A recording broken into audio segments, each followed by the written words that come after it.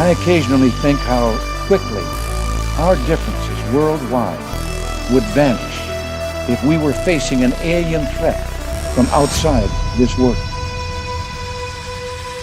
And yet, I ask you, is not an alien force already among us? Ladies and gentlemen, welcome back to the show. Got a good one in store for you. My guest today is the author of The Sleeper Agent. You can also read his additional work on Substack. I'm happy to have him here. He is A.W. Finnegan, or I'll just say Adam. Thanks for coming on. Yeah, thanks for having me. Wherever you want to start and getting into this, I'd be happy to guide you through it. Okay. Yeah, I think we're going to get into insects being used as bioweapons some today. If off the top of my head, I know we'll probably touch on that. And Yeah. on that note, real quick, I just want to say, you get a tick bite, Mm-hmm. and which I know you have, and we can get into that. But this happens to people when things get real quick with that. And it's Yeah. amazing to me how something that small will open up this whole world of government corruption, medical corruption, Yeah. conspiracy, pain. I know it's like a painful thing as well. Yeah, make a So, grown man whimper like a baby, mm, from such a small little critter. yeah, yeah, it's amazing to me how the how it's downplayed, like the symptoms are downplayed, but Oh, also just absolutely. just the whole origin story to this thing. What I think the origin story is, which is, wrapped up with a whole lot of corruption. But before we get carried away, why don't you tell everybody about yourself and what you research? Yeah, so obviously I'm Adam. I did write The Sleeper Agent. I started in that whole line of work after getting sick in 2016. And after having read books like Lab 257, which is about Plum Island, it was one of the first books that mentioned Eric Traub's name in the open. It was Michael C. Carroll. I think it was 2004 he wrote that book. I read it in 2006. I was really into reading books like that. So my mother had Lyme disease, and so I was familiar with it. And then I got sick in 2016 after a tick bite. And after that happened, I think what it was is that I had this experience with the public health system was it was just like, wow, like they totally don't even care, I go in and I'm thinking, okay, I'm gonna get this taken care of, and that didn't happen. And it turned into this really nasty, slow chronic disease. And the more I tried to get help, the less helpful they were. And they ran all these tests and say, you don't have any of that. Later, I come to find out those tests are not very good. And then I got tested from another doctor, which you call Lyme literate doctors, LLMDs, and they ran a different test. And that came back positive for Lyme disease, also mycoplasma, and reactivated Epstein-Barr virus, some other reactivated viruses, which is like, it was part of the mechanism of the bioweapon, and that was what Eric Traub was looking to do. Hmm. And he was a virologist, so Eric Traub, he's like the center of the story pretty much. I mean, I get into him around chapter 5. I give a lot of backstory first, but then in chapter 5 and all the way to I think it's 16, it kind of goes into his life like in depth. It's the first book that goes into his life in depth and Okay. all of his work and what its implications are for public health. Because a lot of it was ignored and a lot of it was made very controversial because of the nature of what he did. And he was into bioweaponeering. And Yeah, I'm actually going to pull a picture up of yeah, him so we could show. We should tell everybody this guy's like a Nazi right. scientist. Yeah. Here, I got you coming right here. This was, so I've looked into the Nazis extensively, and I hadn't Yeah. heard of this guy. So I grabbed Mm-hmm. this one off the internet just in case today. Yeah. And That's his paperclip file. Yeah. yeah, he's a part of Operation Paperclip. It says here SS Reichsfuhrer Heinrich Himmler's racial, biological, chemical warfare scientist who worked secretly with Naval Medical Research Institute, Hmm. CIA, Army, founded USDA's Plum Island. Yeah. So I'll He he let you get also into it. though, yeah, he also was at the Rockefeller Institute Mm, before he went back to Germany for World War II. He came over here first. And that's when he made some really big discoveries that were eventually ignored. But that so for most people, when they think of biological warfare, they think of something that would kill you really quickly, and that would be like the goal. But in this case, it was very different. In this case, he was looking at what you call strategic bioweapons, which act slowly and with stealth, and they tire, exhaust, and overwhelm an enemy country. And by the time, like after a few decades of that, it starts to have this like snowball effect on the whole population because he found that when you induce this slow chronic disease, which in scientific terms he discovered it was something called immune tolerance. And the idea is your immune system is suppressed into a state where you're forced to tolerate harmful pathogens that you should otherwise be keeping out of your body. And when that happens, they invade your organs, they invade your central nervous system. And then when you have that central nervous system invasion, you get things like neuropsychiatric disorders, mental illness. And then he also found that eventually he could induce cancers with this as well. So it was like cancer comes into this as part of the weapon as well. mm, It does cause death, but it's not like directly, and it's usually not for a long time. It's kind of a lot more sinister because it's definitely like a slow death. Rather, he's not. It's like a slow, painful death versus a quick death. You know what I mean? yeah. Yeah, you And know, it's interesting that you brought up cancer because I think that's a thread with this type of research. Every time I get into this type of research, I always find that there's some sort of a cancer thread. And I'm Mhm. still trying to figure out how it's connected, but it's like what I'm finding with the Lyme disease is that I think that they made this in a lab and while simultaneously cures for cancer were being found and suppressed. And I Mhm. think that possibly the Rockefellers may have had a hand in suppressing some of that cancer. And that's a lot to Yeah. just put on the table, but there's No, always this cancer. I totally think, you're kind of on the money there. Yeah, the cancer thing also is big business. I know a lot of people don't want to hear that they would look at this like that, but it definitely, I mean, with the way they totally disregard a lot of things that you should be taking a look at as far as adverse events and such. They just completely sweep it under the rug. And then when you have all of these, major health problems, they make tons of money off that. It's pharma for you. I mean, maybe each individual person, most of them don't think that way, but as a collective, as this big, corporate world, it's kind of how that it operates. Hmm. And with the Nazis' involvement with this as well, a lot of people, well, I don't hear this on the documentaries at least.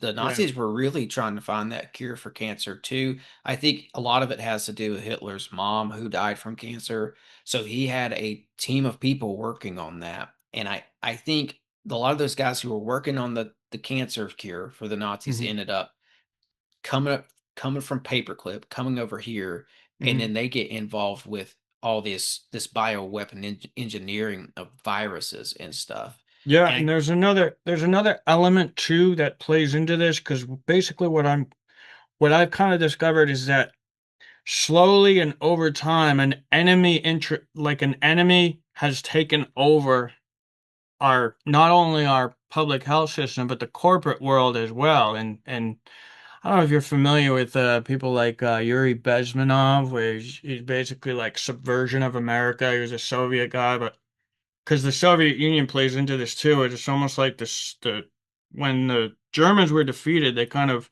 teamed up with the Soviet Union. But then again, the Soviet Union is also basically more or less a creation of British intelligence. And I started out my book by looking at Britain because it was all like, even as far back as the first American president, George Washington, he was quoted on the British using smallpox as a weapon.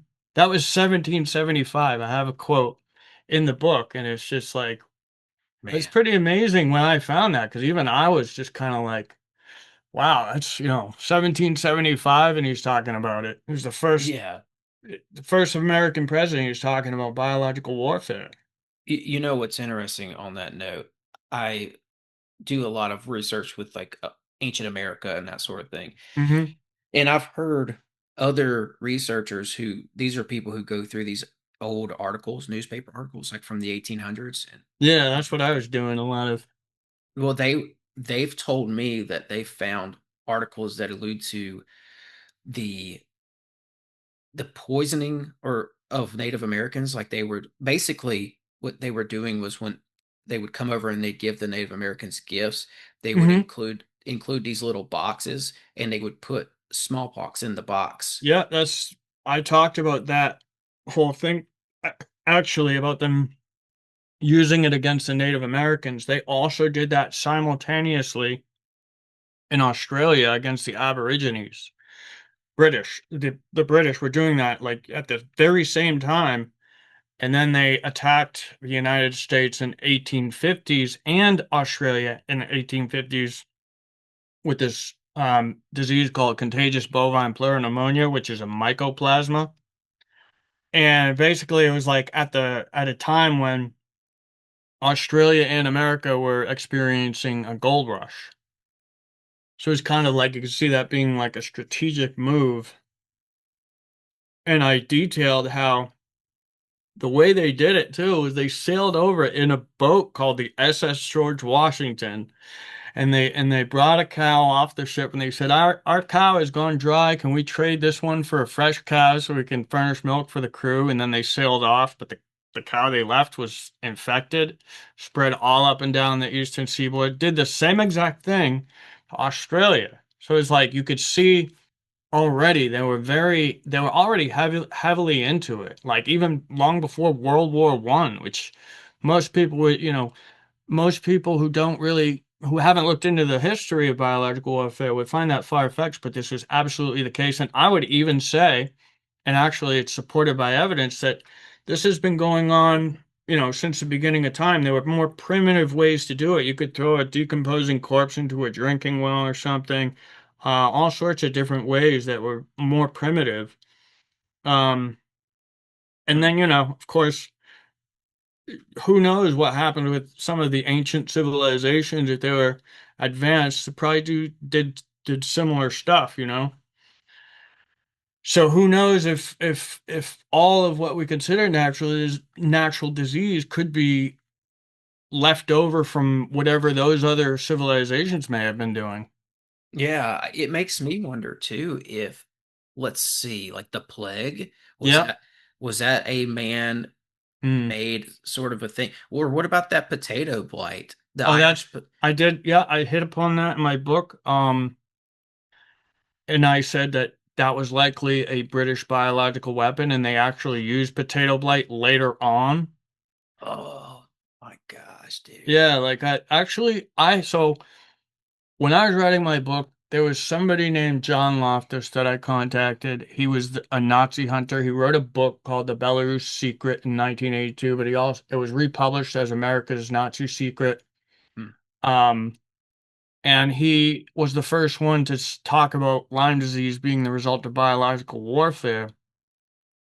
When I started my book, I reached out to him because I wanted to start, going on those leads. Like he's obviously the first one to say it, so you know, he was an important source on Paperclip because he was a Nazi hunter.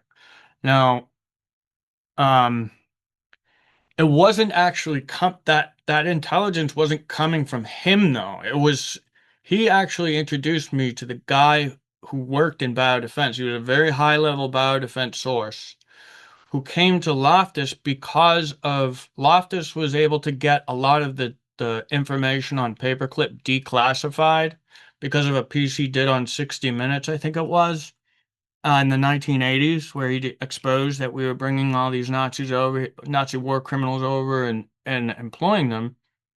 And so people started coming to him, and that's why he wrote the introduction to my book. But he says in the introduction that, once that happened, I had all these people coming to me saying, let's try to get this declassified because there's at least some good people in government that think like this is horrible. People should know about this, but they're, obviously prevented from stiff penalties. So they were going to him under uh, what you call, I think it was, I forget the name of it, but attorney-client privilege, where he keeps their names secret. But he introduced me to one of the biodefense sources. I followed up on a lot of his information, and I just found that it never stopped producing. It just kept producing more and more and more until I was completely, it was like the story was starting to become a lot clearer. Um, and so he was the one, he was saying that, yeah, I think he had said that it was also used, the potato blight was used by the British, that the British were actually seen as more of a threat to Western intelligence, even more so than the Nazis. And that's actually true because I mean, if you look at my book, they're attacking us from the very beginning, Mhm. and then they Oh, also, look at the British Empire and all the havoc they caused around the world in oh India, yeah, I mean, in China. I don't know. absolutely, You remember that movie? It's like what's it called? What's it called? The Rising Sun, maybe. It's got who's the guy who played Batman? Sorry, I'm blanking on his Jack name, but Nichols. um, I was going to say Hugh No, Jackman, oh but wait, it's not no, him. I I forget what's that guy's name. It's Um, him when he's a kid and he's in this Spielberg movie, and yeah. it's about him getting lost in Tokyo, I guess. Or no, it was actually China. And it's because the British were leaving China, Mm-hmm. and so it was causing all this crazy chaos. And he got anyway, that's based on like this real stuff that happened when the British left China. It caused this vacuum, but they were causing all kinds of havoc, like the Opium Wars Well, and everything. absolutely, and I'm sure you probably know this book, Tragedy and Hope. It's like a Yeah. huge book that talks about how the British Empire was basically taking over the world. And then recently, there was another book called Two World Wars and Hitler, where it talks about all the how the British were manipulating both world wars with these secret societies like the Milner Group. Um, I think they're also called like the Knights of the Round Table or something. But they basically also set up an Eastern establishment in America, and they're kind of like this group working towards dominating the globe. And that's what they did. Hmm. I mean, I've read most of the way through that Tragedy and Hope book. That was Carroll Quigley. He was an insider, and then at the end of his life, he started to have doubts, and he's like, this is immoral. I agree with what they were doing, but I don't agree with their methods, what they were doing, how they did it, and went about what they were trying to achieve. Very amoral and just absolutely unethical things they did.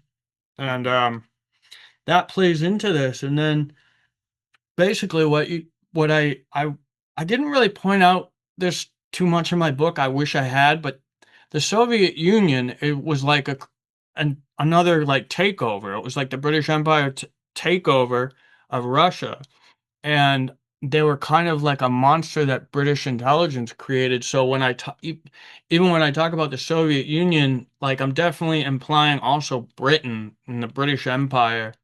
Um, and It's with interesting that yeah, we had a guy on recently who talked about how Hitler lived right down the street from Stalin and Trotsky, wow. and how all those guys may have been manipulated by secret service Yeah, intelligence that's agencies. exactly what this book is saying, is that it's called Two World Wars and Hitler. Yeah. Okay. Cool. Two World Wars and Hitler, who was responsible? Hmm. Anglo-American Money, Foreign Agents, and Geopolitics by Dr. Jim McGregor and John R. Dowd. They're two British scientists, and they did an amazing job. I read this big book, but Yeah, it's big. it was definitely worth the read. It explains so much, and then it explains how they basically like installed Hitler, knowing he was the worst candidate to pick, knowing that he would lead Germany to ruin because they what they were afraid of was they didn't want Germany teaming up with the Soviet Union and posing as a threat to British supremacy because Russia had all that land, all those resources, and the crazy part is they were all related. So the Kaiser Wilhelm of Germany, he was related to the King of England at the time, and they were both related to the Tsar Nicholas of Russia. So it's like Yeah. these are family basically destroying each other, and it's just absolutely. That was the thing we were talking about on that show too. It was in Vienna Hmm. where Hitler had his place, and he was right down the street from Trotsky, like I said, and Stalin and Franz Ferdinand, the guy who was Hmm. killed that started World War One. And Yeah. then there was another big time royal family guy in the area too. And it's like how much of this stuff really is orchestrated. It's like what you're saying with the Soviet Union. Like I really have no doubt that I don't Hmm. know for sure, but I would say this. I could see British intelligence having a hand in starting Hmm. the Soviet Union. And but what happens after that is like you said, you put it well when you said it became its own monster. I think that's what happened with Hitler. It's like they may have gotten started by intelligence agencies, but they grew into this own thing, their own thing, and they may have even detached from all that control at some point and went totally rogue I mean, or at least tried, but or tried. yeah, like I read a lot of books about British intelligence, Secret Service people being very involved and being embedded throughout the entire system when they started to set up the Bolsheviks and everything. So it was very controlled from the very beginning. He talks about Franz Ferdinand and that whole stuff in that book as well. And then I remember coming across some letters from like Lord Milner of British and of the British this British secret society that he was saying it was the tone of the letter was that he wanted the Bolsheviks in power rather than the other ones, and it sounded like he was talking as though he had a say in it, and he could, you know, create the out. He could whatever his outcome he wanted was something they could achieve. That was the tone of it, Hmm. and so I kind of and now, when the Bolsheviks got set up, they thought that the 1918 influenza was a British biological weapon, and actually may have been. There's evidence to suggest it was. So when that happened, they went all out into biological warfare, the Soviet Union, because it's something that you don't need to be technologically advanced. You can actually do it without these and fancy lab equipment. You could do it in these very homegrown ways. And that's actually what Eric Traub was into too. He would find ways to do things that was very, um, he was just innovative. He was innovative on how he would do this because at the time Germany was very poor. Like in the Nazi regime, it was they were in a very bad state. Germany was not doing well financially Oh and yeah, it's economically. crazy. It's crazy that they built that Yeah. empire out of. They were burning their money in the streets, and in ten Yeah, and years, yeah, but at the same time, there for whatever reason, the Germans were just so intelligent when it came to a yes, lot of this stuff. They were very like when Eric Traub started to run the German Plum Island, I call it Insel Reams. It's like the German version of Plum Island. They were like hmm, they were like the state-of-the-art virus research facility on the planet. Like that was the best of the best was going on there in Germany. And then when the Soviet Union took half of Germany, they took Insulreams with it, and they were able to haul off Eric Traub's entire laboratory. He was vice president, but he was also overseeing the entire phase of Insulream's research. So whatever anybody else was doing there was basically under his watch. Um, and he was very talented in bioweaponeering. I mean, not to say that it's honorable or anything. It's just he was like kind of like an evil genius with that stuff. And then Was that lab in Frisia? Do you know what I'm it's talking in about? it's Like these little islands that are northern Germany, yeah, in the where Baltic Sea. and they Um, speak Frisia. maybe, but it's called Okay. Inselreams. It's at the very northern tip of Germany in the Baltic Sea.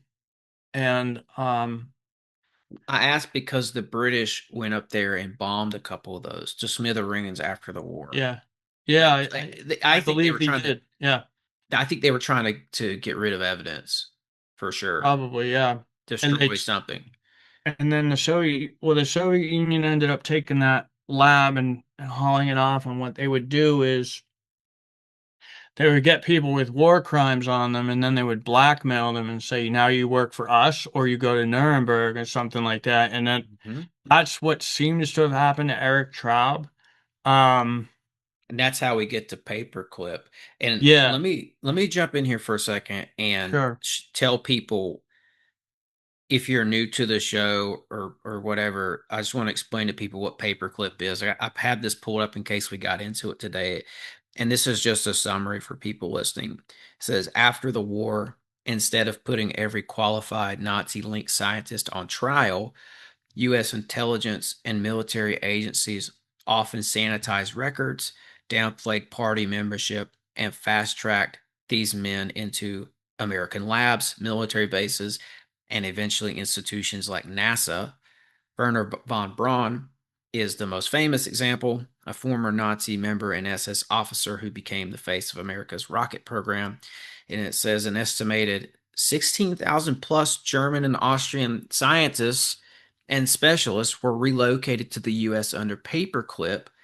Among them were confirmed Nazi party members, and some had links to the SS, SA, and wartime forced labor systems. Hmm. No, it's like we privately absorbed the Hmm. Nazi the Nazi German science, their whole program, you know. Yeah. And so John Loftus's job was actually, when he was in the Justice Department, was to hunt down Nazi war criminals that were hiding in America. Well, when he did that, he found that they were actually protecting a lot of these Nazis and shutting them down from investigating certain people. So they're like protecting them. It was very corrupt, and that's why when he did that thing on 60 Minutes, it was like it was a big thing, and that's why people started coming to him because they were like, all this other stuff happened. Like that biodefense source was saying, well, he was the one to say that it was these Nazi scientists that were at Plum Island.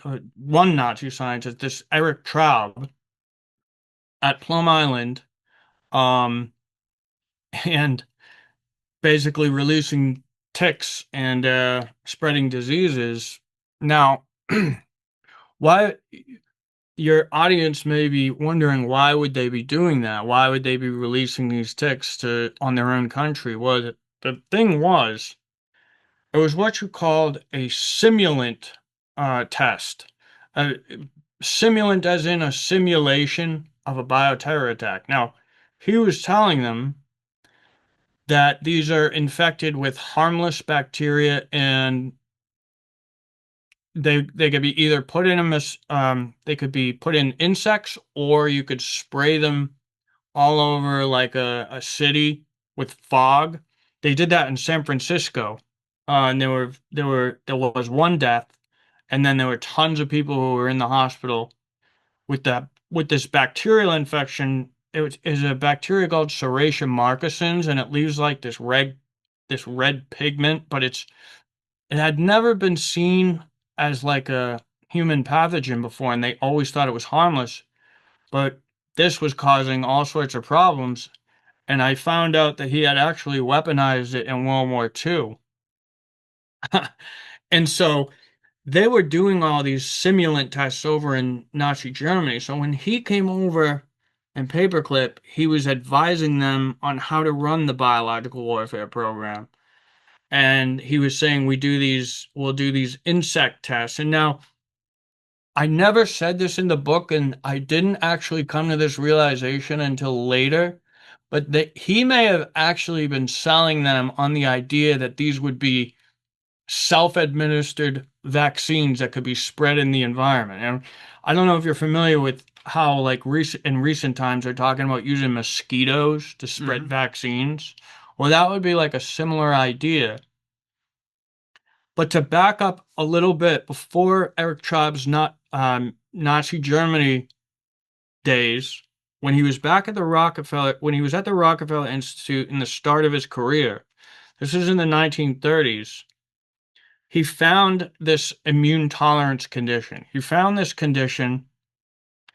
What he did, he was trying to see if he could reactivate a dormant virus from within a mouse. And what he did was he injected the mouse with foreign proteins into its brain, caused like the septic shock, reactivated a virus from within the mice that they were already carrying, made it more harmful, and it started spreading to all the other mice, basically causing an outbreak from scratch by doing this.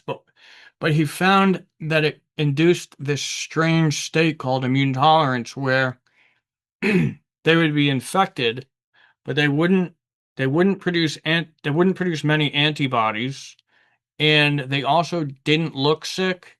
You couldn't tell from the outset that a lot of them were sick, even though they could infect other mice, get other mice that weren't exposed to it sick. And so it was like, wow, this is completely stealth. He started to observe that colony over the course of 4 years, and he started to realize that each mother that was sick would always give birth to an infected progeny of mice, and then they would look normal for most of their life, but they would start coming down with these chronic wasting diseases or neurological disorders, neurodegenerative diseases halfway through their life. And then he also noticed that the cancer rate would go way up. And so he didn't even mention the cancer stuff until he went back to Germany. I collected all of his published work and I basically translated a lot of it to English and studied all of it. And he didn't mention the cancer until he went back to Germany, which is interesting because that would suggest that the Rockefeller Institute had put pressure on him not to talk about it. Yeah. And why would they do that? Because then you start to go into, the corruption about the Rockefeller Institute and whether or not they were a hidden enemy that were trying to take over America and use the public health to our detriment. Yeah, absolutely. That's what I was referring to earlier because I came across this guy named Otto Warburg. I don't know if you've ever Hmm. heard of this guy, but he lived in Berlin under the Third Reich and he was like a scientist for them. And Yeah. basically, Hitler had faith in this guy to find the cure for cancer. But here's the thing, the Rockefellers were trying to get him. They Hmm. were really trying to get him. And this is what made me suspicious. He was part Jewish Yeah. and there was some other things that didn't jive well with the party over there. He should Yeah. have taken he should have joined up with the Rockefellers and came over here and taken that as an option, and he didn't do that. And when you get into the story, what I found is like I think that he didn't want them to silence him, so he just chose to stay in Germany. Hmm. Because I think he actually had something with cancer. But to your point, I do think that what they were trying to do was gather up people who were finding cures and either who knows what they would do, but the end goal was to shut them up ultimately about it. Yeah. I think, it's kind of like an enemy that wanted to destroy America. That would be a really great way to do it. And so it's like, Yeah. then when that starts happening, you get into a situation where you think that most of the government wants to kill you and stuff, and it's a little more complicated than just the government wanting to kill everybody. It's there's a little more there's a little more to it, but then it also kind of explains everything at the same time. Um, so he studied that, and then when he went back over to Germany, he started looking into all of that, and then um that's the year that I have him with these spirochetes, this bird strain of Borrelia, which I think that's where it came from. But he basically completely restructured it with with this complex system of using viruses and multiple pathogens and mycoplasma all rolled into the same tick vector. He basically adapted the spirochete to many new animals and used viruses to do it. And this can completely change the genome, um, and it can skew it so that it looks more distant than it actually is. Um, but that's in that same year. So that was 1939. And that same year, he's also learning so he was under this guy named Carl Beller at the University of Stuttgart, I think. Real quick, for the sake of timeline, Eric Traub before the war is working with the Rockefellers. Hmm. Then during the war or right before the war, he goes back over to Germany, works for Hmm. the Nazis. After the war, he's brought back through Paperclip, Yep. Yeah, and that's when he's 1949. They arranged a phony escape from East Germany under Soviet control, although it was totally, they allowed it because they were sending them over to attack us. And British intelligence, I don't know if you're familiar with the Cambridge Five spies, Donald McLean, Kim Philby, but Donald McLean, I guess, was instrumental in getting a lot of these paperclip Nazis over to America, or at least British intelligence were the ones trying to put all these Nazis on us rather than take them for themselves. And I think there was a reason for that. Um, but they set up his phony escape. He came over to West Germany. Let's see, it was 1948. He escaped. Then in 1949, he comes over to America, and he's in America until at the end of 1952. So he's only here a few years, and but back in 1939, I have when he's working under this guy named Carl Beller, I have him basically he's an assistant professor to Carl Beller, and they during that time they were studying animal tick-borne diseases, and he mentions all of the same co-infections. So rickettsia, babesia, which is a blood parasite, used to be called pyroplasmosis, and see, Bartonella is another one. A lot of people, when they get Lyme disease, they also get all of these nasty co-infections. So Bartonella, um, ehrlichiosis, and different rickettsia. But they were talking about back in 1939 how if you had this complex mix of infections, it created this very complex disease, and it was very hard to navigate because you had so many overlapping infections. It was so unusual.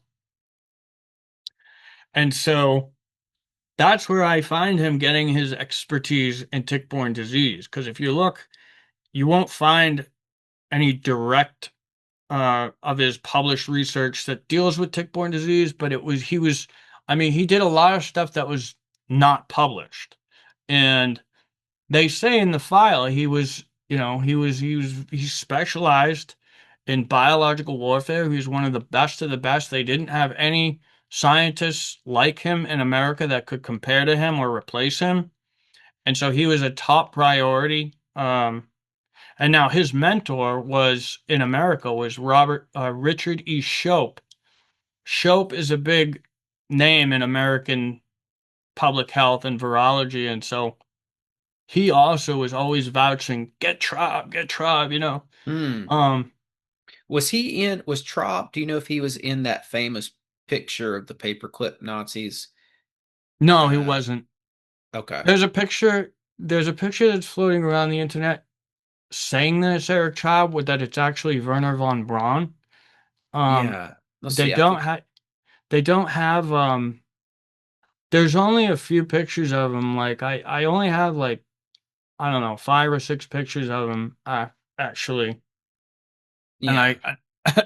I put this on my if you go to the sleeperagent.com, there's a section called Eric Traub, and it's like this long timeline.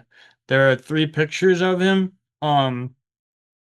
as a younger guy. Yeah, that's Werner von Braun. Yeah, that's Von Braun in the center with the Yeah. suit, Yeah. the black suit on. Yeah. But I saw some people online, and that's why I wanted to ask you because you've got way more hours on this subject. I Mhm. think some people were saying he might be this guy over here to the far right, No, that's but not him. yeah, His see, eyes are very droopy. They droop down like this, and he is yeah. yeah, That's not him. but but this is an interesting picture to show people anyway because Yeah. we can get to this I'm sure later, but I Mhm. do think Traub was probably connected with von Braun, as were all these other Nazis that were brought over during this project. I mean, like I said, they're saying Well, over 16. he worked with a guy who was in aero, I forget what it was, aerospace or like, coordinating with this guy who was like he would make like bomb devices and stuff, and because they were kind of combining this stuff with biological warfare, so Yeah.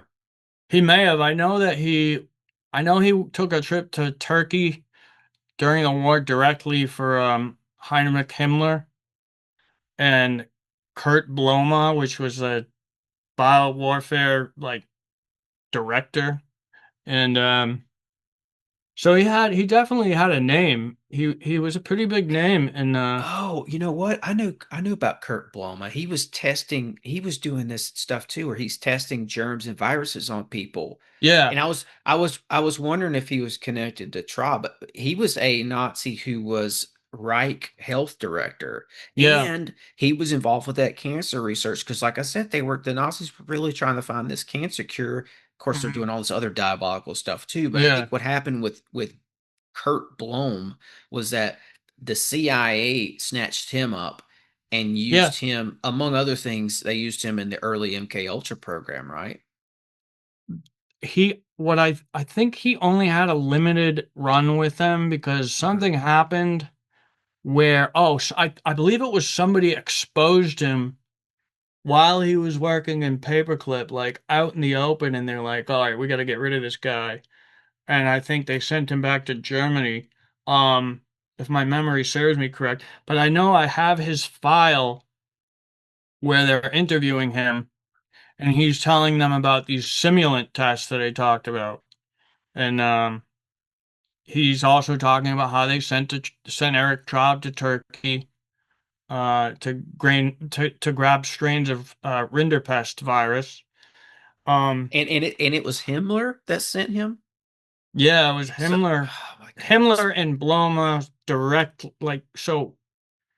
I think yeah, actually, I what I remember is actually Himmler called Plum Island himself and spoke to Eric Traub and sent him on a trip to Turkey. Oh my Um, goodness. This is so crazy, and this is all we should show people real quick too, where where these guys were operating out of over here in the States. I made a map for this yeah, in so case. when Eric Traub came over here, he goes to This is Plum Island. This is yeah. Long Island, and we've Hmm. got um Old Lyme, Connecticut. We can get into, all this. So what I did here was I'm calling this the Montauk Triangle. Hmm. You know how people come up with triangles for like weird places like the Yeah, Bermuda yeah, yeah. Triangle. So There's one around me called the Bridgewater Triangle. yeah, that's another. I made a triangle here. It's Brookhaven National Labs, Hmm. Lyme, Connecticut, Plum Island, and Montauk Point, where Hmm. it's basically what Stranger Things was based off of was Montauk Point. Yeah, and he But also, but when he first came here, it was in Maryland, at the okay. Naval Research, the Naval Medical Research Institute, or NMRI, and he also worked with the USDA over in Beltsville, Maryland. But they took trips to Plum Island, and they had been using Plum Island for veterinary testing anti-animal agents since Hmm. 1944. Like, and that's the earliest. Now, back then it wasn't under the USDA. It was under the Army Chemical Corps. But they have been using it, even though they say they didn't start using it officially until 1952, the Army Chemical Corps, and then transferred it to the USDA in 1954. They were actually doing very secretive work there before that. And there's one book I have where it talks about how it started.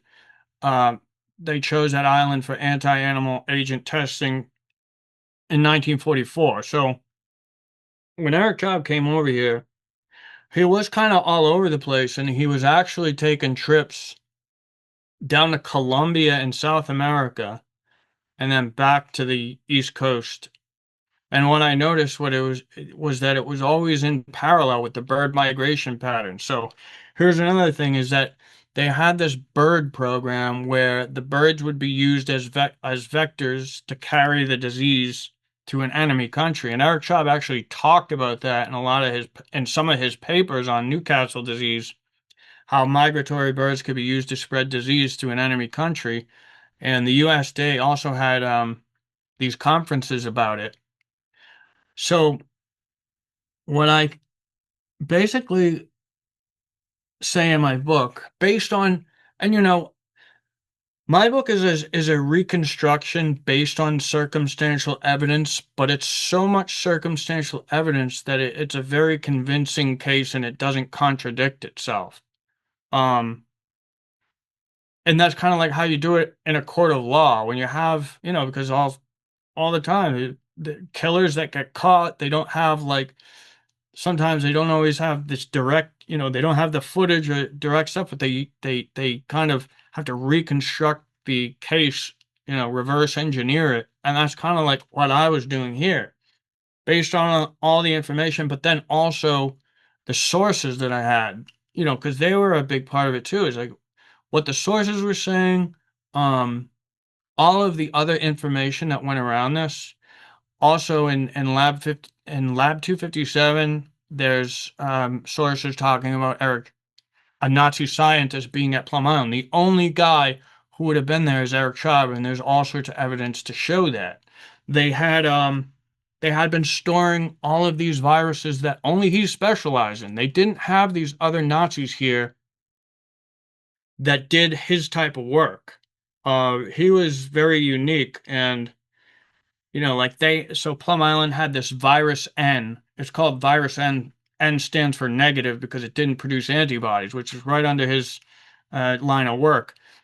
It was virus N. It's an avian influenza. It's a form of like Newcastle disease, which is also avian influenza. But it was his protege, whose name was Zvonimir Dinter, who discovered virus N. And so when I saw that they had that they had been storing that at Plum Island before 1954, it was clear that he was very involved in the work there.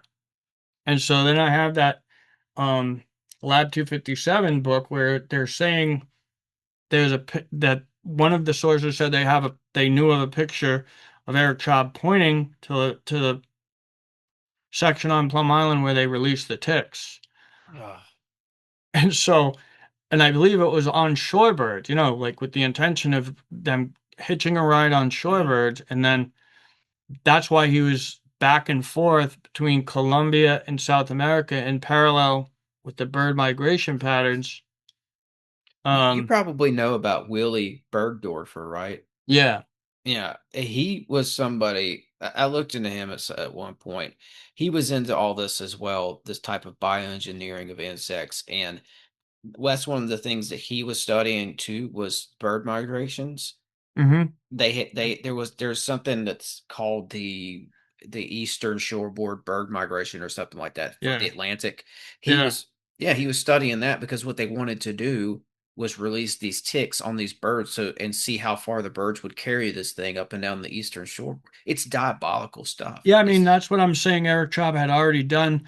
Willie Bergdorfer comes over in 1953. By the mhm, time, so he basically comes over here right when Eric Traub gets sent back to Germany. Now, in my book, John Loftus claims that his friend Dan Benjamin, who worked in the counterintelligence corps, interrogated Eric Traub, tripped him up in a lie, and got him to confess that he was working for the Soviet Union. And I don't have any of that information. I'm just kind of going off what he's saying.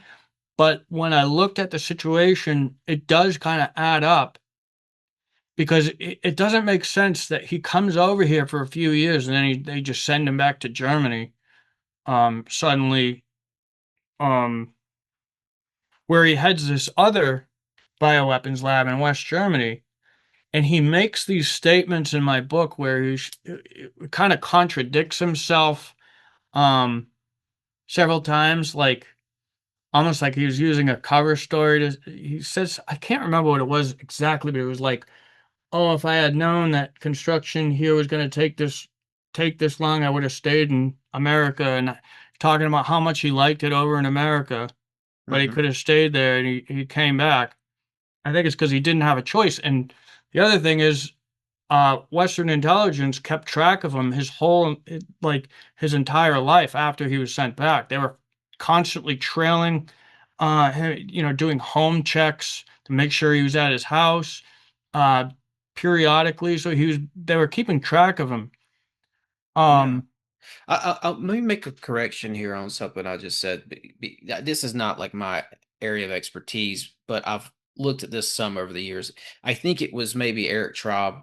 You can tell me Eric Traub is the one that was studying that Atlantic bird East yeah, Coast I thing, think, but Willy Bergdorfer they moved him over in the 50s from Switzerland and he was hmm working in Montana and then he was working in Fort Detrick as well. yeah, And he was doing a ton of research putting dangerous diseases into ticks, fleas, and mosquitoes. And I yes, he remember was. thinking they were, Yes, he was. it looked like they were trying to figure out if it could migrate. So I think I just mixed those two together, but it was No, I probably mean Traub. I think he definitely probably took over a lot. Okay. I think Bergdorf was just kind of a continuation. Eric Yeah. Traub basically set them up, told them how to run the biowarfare program, and they continued it for decades. And they Right. probably still continue it now. Um, Apparently, these simulant tests are a routine biodefense practice because when it came out that this happened with like the San Francisco stuff, there was a big uproar, and the citizens were like, "We don't want this. We don't want these tests happening." And the judge basically struck them down, saying that no, this is going to be this is a very important part of biodefense activities. They need to continue.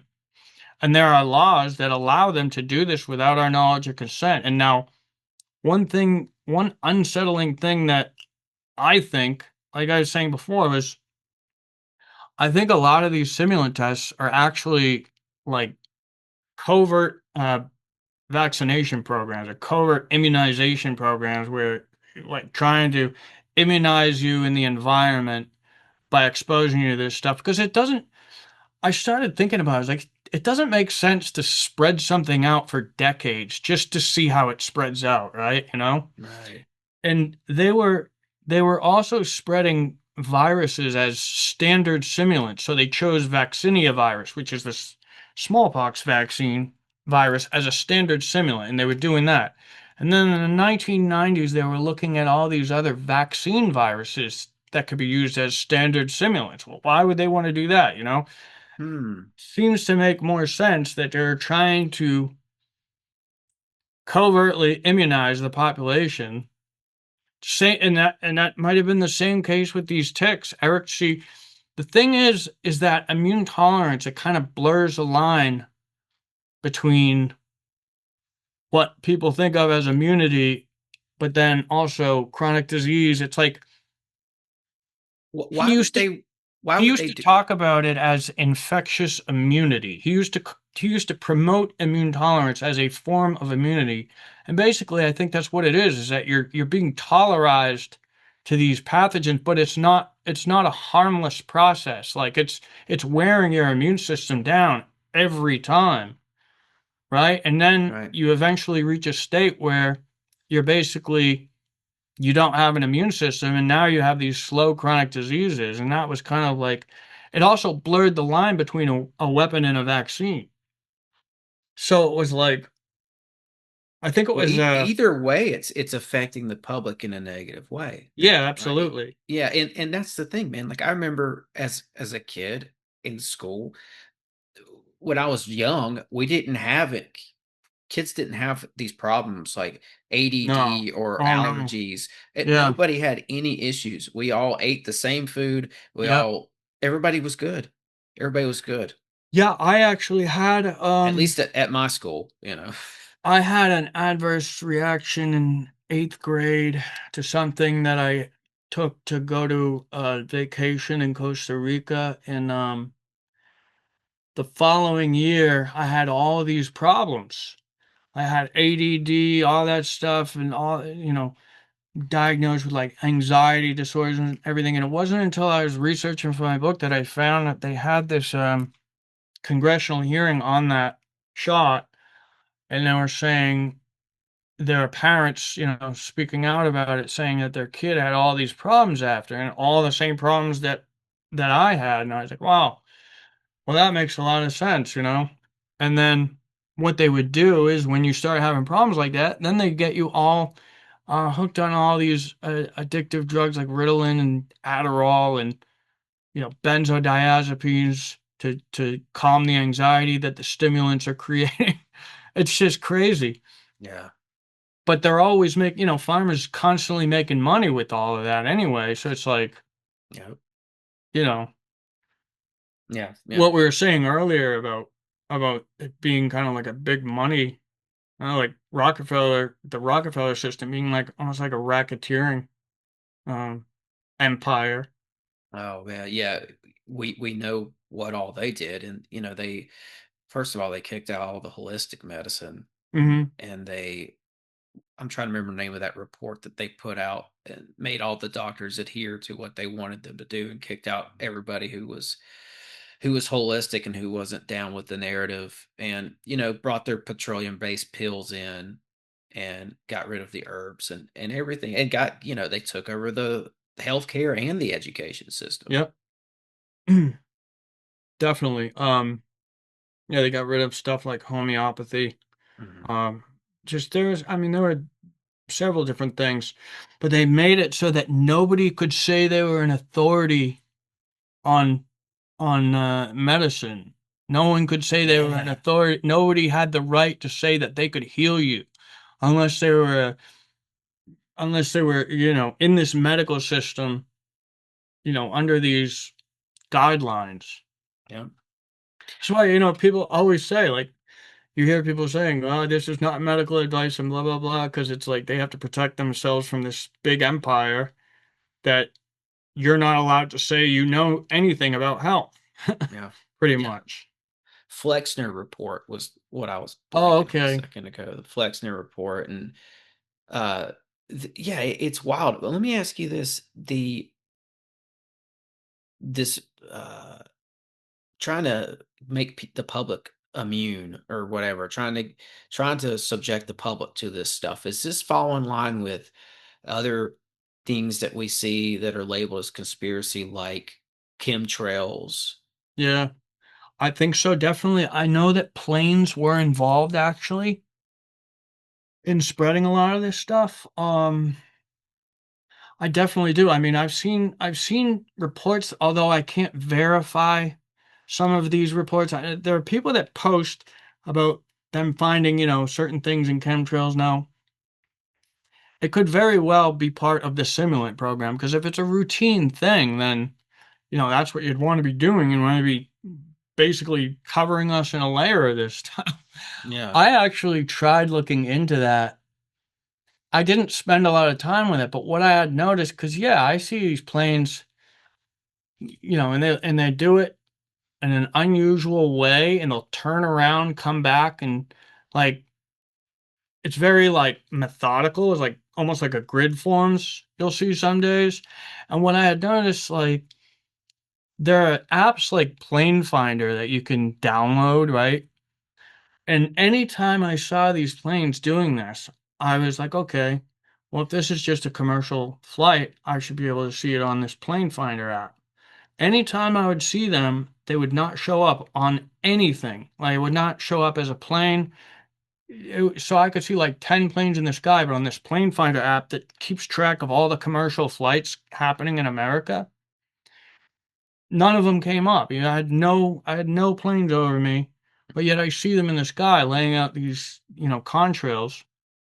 I mean, contrail, I think it's I think it's like something they put in the jet fuel, I believe. Yeah, Um, technically, and they that's just what they they. just go around just dumping it. And I basically, Hey, um, I think there was a documentary that came out recently too, where they tried to isolate the company that was actually doing this and go and confront them on camera and all that. And this should tell you all you need to know. mm, Tennessee made chemtrails. They banned chemtrails. It's like, why would they? Why would they ban it? But here's the thing, and I probably shouldn't be saying this, but mm. I suspect that in some of the bigger cities, what they're doing is they're sending out helicopters and maybe doing this at night because that's what they Well, what do. I remember, what I there's remember one. There's though, one that there's one that shows up in my city yeah, every night around 11:45 to 12, and it's like okay, you said, it's flying around in this grid-like pattern, yeah. and I'm like, they better not be spraying us. Well, basically, what I had found out was that a lot of these states banned it, but it actually didn't stop it because if they put their stuff in the jet fuel and they say it's for something other than geoengineering, they get away with it. I guess that was part of the problem with a lot of what these states were doing when they were trying to ban it. They were leaving this loophole. And of course, it's very typical of the way they do things. When there's public uproar and they want something to keep going and they don't want people to be mad, they create these laws, make people think something's being done about it, but then they have these loopholes. Now this was something that was done with the biodefense laws.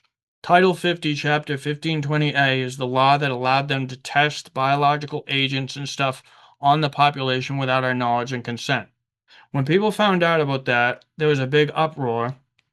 So what they did was they struck out that law. They made Title 10, Chapter 1520A, which said that you're not allowed to test on the population without their knowledge or consent unless it was for some pharmaceutical, agricultural, uh, medical, or even research activity. And then the other exception was if they say that it's to protect you against biological warfare, they're allowed to do it without your consent. So that basically just strikes out the entire law. But then people just reading the original law think that it's actually protecting them. They just didn't read the fine print that says that, oh well, if we say it's this, then it goes. And I think you looked into this, so maybe you can explain it better than me. But the one that I thought was just it gave me a sick feeling in my stomach, and I thought it was absolute evil was Operation Big City. Mhm. Oh, so big city, yeah.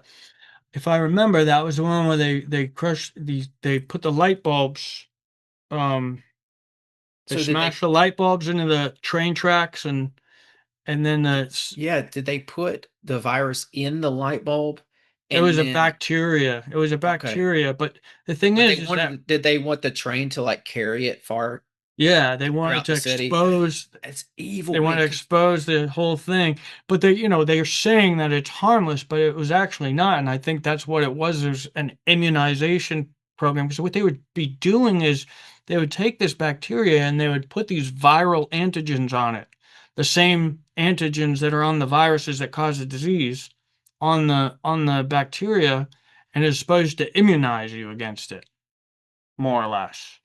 Hmm. But But what would they be immuning or making us immune to? Yeah, like whatever they deemed. I think the idea was, cause so when you induce this immune tolerance, it's like your immune system doesn't react as heavily. That's the idea, is to burn your immune system out so it doesn't produce a heavy acute immune response that is typical in regular disease. But then in place of that, you get these slow chronic diseases I see. where you're just basically dying a slow death, and they're looking at that as though it's an acceptable form of immunity. And that was like the thing that I had discovered. So back in 1960, they gave the Nobel Prize to these two guys that didn't work together and were never nominated together by anybody for immune tolerance. And they made it about organ transplant recipients because the same condition can happen if you give someone a new organ. And you think it's loaded up with all sorts of pathogenic material, um, antigens that are foreign. Um, so it's going to react in a similar way. But what they did was they completely ignored its relation to infectious disease. So all you needed to do to bring on this condition were these antigens, kind of like Eric Traub had injected the antigens into these mice. Well, they know that these antigens from infectious diseases cause this immune tolerance, yet they completely ignored it, left it, totally wiped it from the books in relation to infectious disease and public health, made it about organ transplants, and we would have started to understand chronic disease as far back as 1960. And then from that point on, basically chronic disease in America is just completely ignored. And I think it's because they saw that as an acceptable trade-off for defending us against harmful fatal pathogens, and which is not, it doesn't make sense to induce this immune tolerance because all the literature on it shows that you get these nasty neuropsychiatric diseases and cancers that take its place. And that's not really, and when you do that for decades, eventually you get to a point where, like, 50% will have autism and 50% will have these are like non-functional people. Yeah. Yeah. Well, the graphs for all that, it just Yeah, continues to go up, right? It's just a constant absolutely. incline. And I think, the regular ones with the shots they're giving people are also definitely contributing. So not only are they doing it in the environment, but then they're expecting you to get all of these extra shots, and it's just crazy because it's not Yeah. sustainable. And Yeah. eventually, we're going to get to a point where the country's cannot even function. And when you look at the larger picture, it does kind of make sense. I mean, we're more or less being overwhelmed by what I consider an enemy now. Here's another interesting thing. In the last chapter of my book, I talked about a guy. Oh, actually, I talked about this guy throughout my book, but in the last chapter, I really brought it home. There was a guy named MP Chumakov. He was a Soviet bioweaponeer. He was like this Stalinist, hardcore communist bioweaponeer. He was like, in the 1930s, he was testing bioweapons on the Muslims and Mongolians in Siberia. And then when Eric Traub's lab gets captured, he goes and meets with Eric Traub in 1947, gets all this information about immune tolerance from him. Then, in 1954, after Jonas Salk's inactivated polio vaccine, this guy named Albert B. Sabin, who works for the U.S. Public Health, teams up with MP Chumakov to make the oral polio vaccine. And it was like, meanwhile, they had this huge biowarfare program to use against us. So why are they teaming up with us to try to defeat polio? And that's where I kind of ended the book with, was that Albert Sabin, I showed that not only Albert Sabin, but Jonas Salk also worked with this guy to some degree. And he was invited to go to Russia with Albert Sabin, and he didn't. But um, Jonas Salk had all of these shady communist connections to communist front groups, and then Albert Sabin also. I see his name coming up in these FBI investigations, and he would always talk about them because he came from Poland and it was under Russian control. He always looked at it as though he was returning to his homeland, he would say. And he gave the Soviet Union all the credit for defeating polio with this vaccine.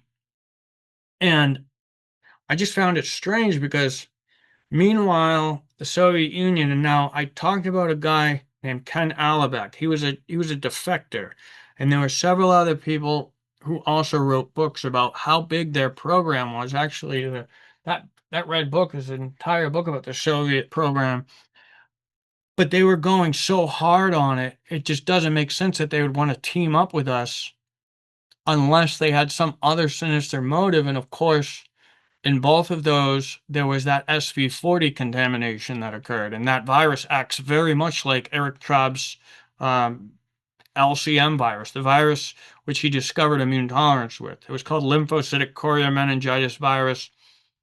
It acts a lot like that and actually passes down generations, can cause cancer, and well, So they're it's all finding it. connected. They're It's all finding it in connected to the yeah, same people. It sounds like Traub and yeah. Chubikov. This was Chubikov. Real quick, Well, was he connected to Traub?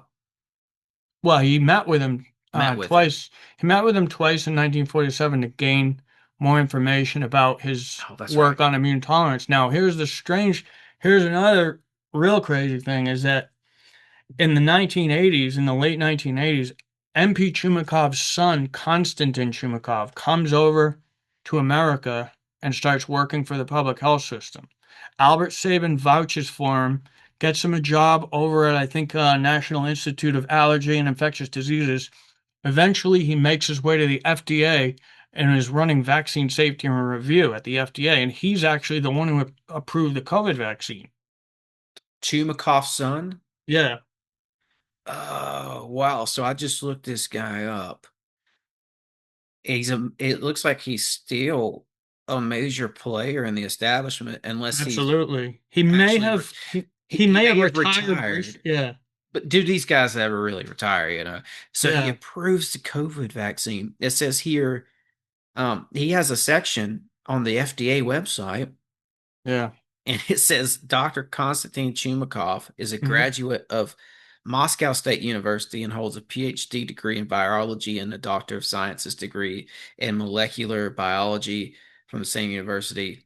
He was a research scientist of the Laboratory of Molecular Biology and Bioorganic Chemistry of Moscow State University. This just keeps going. Like, he's involved with everybody in Yeah, every when you administration. look at who his father is, it's like it's very sobering to know. Because I He's mean, an even if advisor. Says he's an advisor for the World Health Organization. yeah, and he even talked about how the World Health Organization was heavily penetrated from the very beginning. He talks about it in an interview.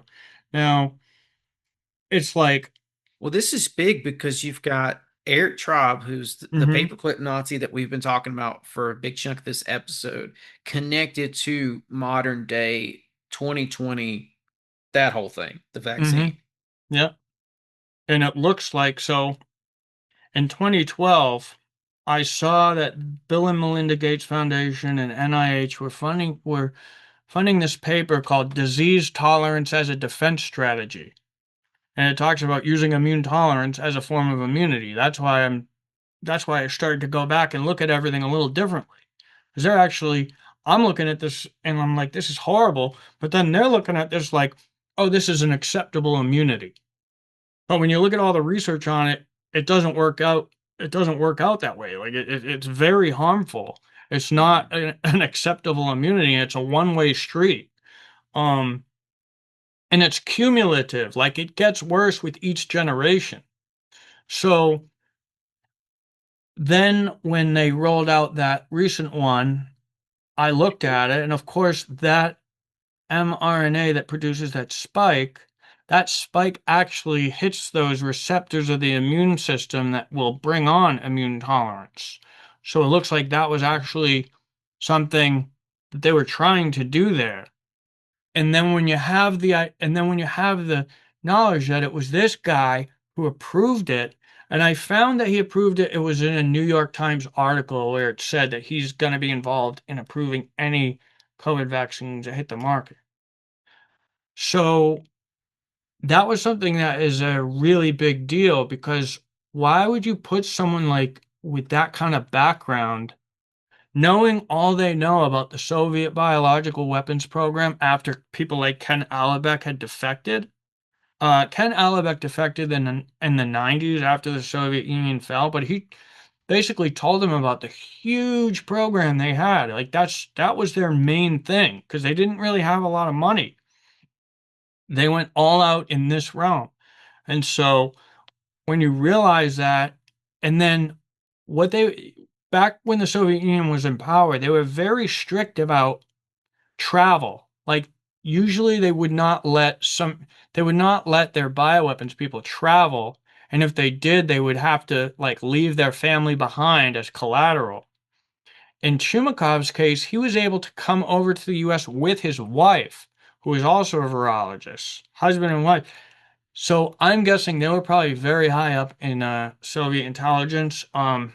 Probably, and Clearance.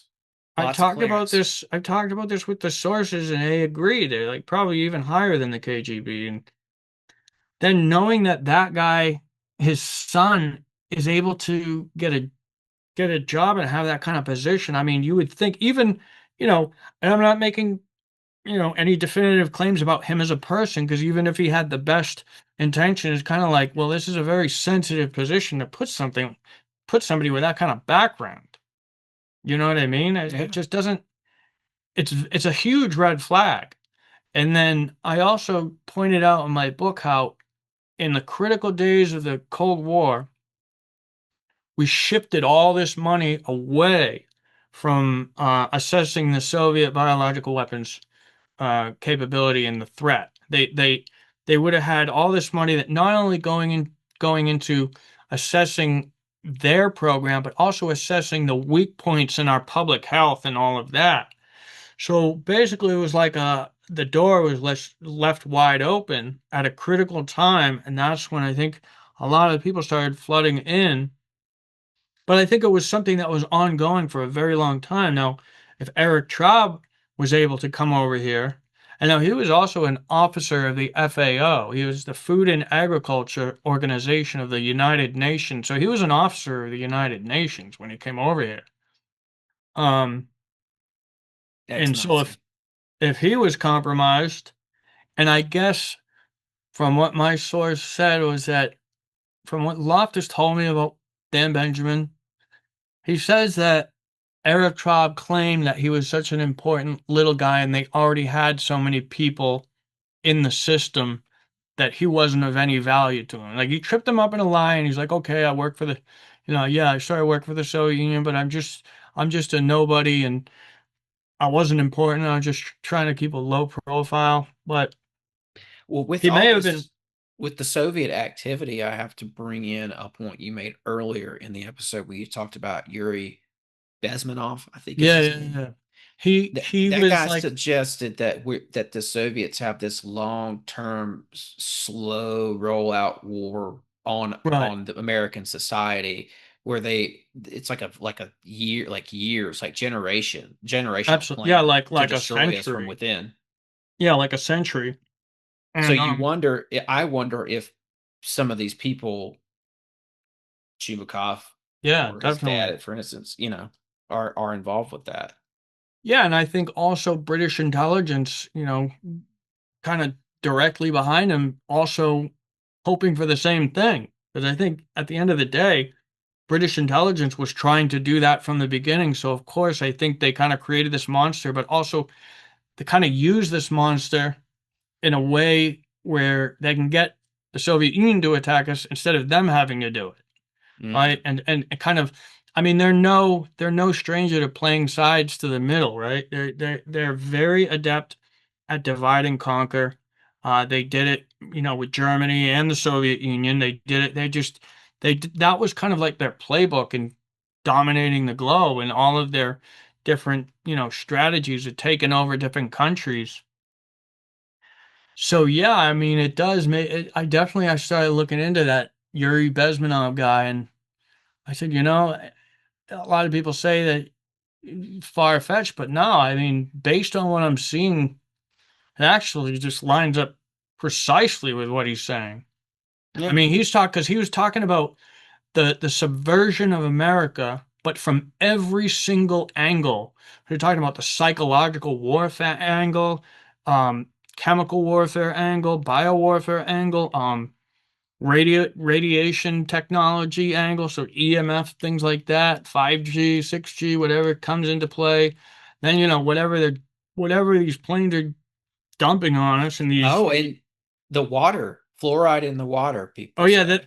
that was another one. So there was a guy named R. Swinburne Clymer who wrote a book in 1960. It was called The Age of Treason, and it talks about this communist plan it was like the Princess of Romania was having a conversation with someone and talking about, or she wrote a book saying that some communist woman who's like running, she was I forget who it was, but she was like a really high up in the chain of command, but didn't work in Russia. It was like one of the countries that were under Soviet control, and she was telling them how they have this plan to fluoride the water, poison all our food, especially disrupt the hormones with all of these pesticides.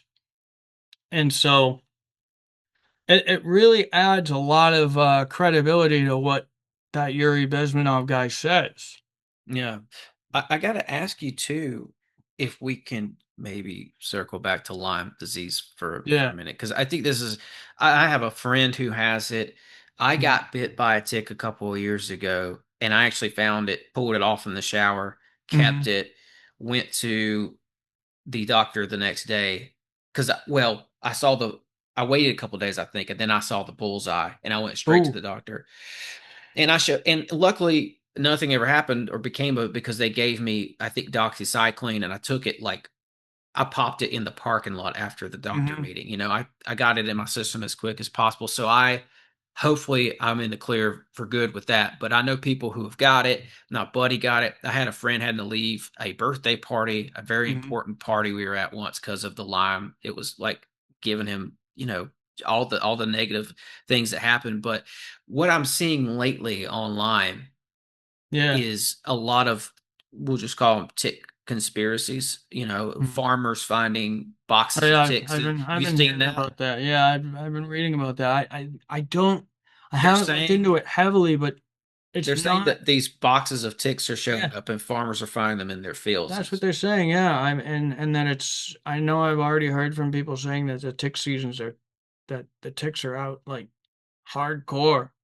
Um, And they're saying that, well, some and they people have have a new theorized Lyme vaccine in the works. exactly, Yeah, like Pfizer's getting ready to drop this Lyme vaccine, and that's why right. they. Oh my goodness! Like And they just in tried time. that. They tried that, and they've been trying that since the early '90s. And when they released that first one called Limerix, my mother actually got it, and she had adverse reaction. Well, tons of people had these adverse reactions. It's one of those ones that usually it happens right after the second shot. There's like a series of shots you get, kind of like with the COVID vaccine. And a lot of people would say after the second shot, they're just done for. And so they ended up pulling that off the market because of all of the publicity about people saying that they have all these problems now. I guess what happened was the FDA told them that they need to pull the vaccine or they would do it themselves or something like that. And they just cited low sales, right? Well, low sales because everybody's getting hurt. You're just not acknowledging it. There was a lot about that whole thing, and that's another one that induces this immune tolerance. So I can't tell you how many people I've met in the same, like in the Lyme community or slash chronic disease community, how many people I've met who have an indistinguishable disease as me from getting routine shots of all kinds. Like I would say that I know probably somebody who's gotten chronically ill from each one, like each different one they have out there. Like they all can do it. So it's definitely it's definitely something they know about, and that's why I just couldn't understand how they could be that bold to just like do this, but then it's starting to look like they're doing it because they're seeing this as an acceptable trade-off. It's kind of like when they say, well, it's dangerous, but we think the benefit outweighs the risk, right? Hmm. And they're saying these things are acceptable. It was kind of the same idea with this immune tolerance, but that's basically a really nasty chronic disease. And you also have in this something called, well, like these amyloids that form. There's like protein misfolding, kind of like with prion diseases or mad cow disease, only not so quick. The Lyme disease outer surface proteins are what you call amyloidogenic. They will misfold proteins, and it's very involved in the chronic disease as well. So there's one person I know. There's a doctor in Japan right now who's treating people for this. He's a prion disease researcher out of Japan. His name is Dr. Kevin McCarran, and he's been very involved in studying the amyloids that have been these amyloid fibers that he's finding in people. Um, a lot of them, who got the recent shot, but also in people that didn't. And I would say that a lot of the people that didn't probably had shots before that, and they're all basically the same. These similar antigens that will misfold proteins. So, but he's actually been so far, and he still has some time to go, but he's been reversing a lot of this. A lot of people have been getting um, what they say is completely better for the at least for the time Oh, good. being. Good. And I think that's because the so he when Eric Chow was making this stuff, and this stuff is designed to be as incurable as possible. Well, I wanted to nail that down. Is one of the things I wanted to nail down today because I heard about this years ago and I've talked to people about this throughout the years. I even told friends and family, like, hey, there's a possibility that they made Lyme's disease, that this was man made in a lab and it has something to do with a lab near old Lyme, Connecticut, and that's how it Hmm. gets its name. So Yeah. is that correct though? Like, regardless of why we think they did it, we can say that they did it, right? They made this. Yeah, they made it, but when you say they made it, I would probably um Well, maybe it was a it was something that existed. bastardization. Yeah. It's something that existed before. The spirochete itself existed before, but what they did was they added all these new properties to it, and they got it, and he adapted it to many new species of animals, so that pretty much every animal in the environment is able to spread it. Um, and here's another thing I'll point out is before the days of this recombinant DNA technology, the modern genetic engineering technology, they would genetically engineer or bioengineer things using certain animal passages or animal serial passages. And what that means is you get an animal sick, you infect it, you get an animal sick, then you re-isolate it, then you infect another animal. Well, what Eric Traub found was that certain animals brought these certain characteristics to it.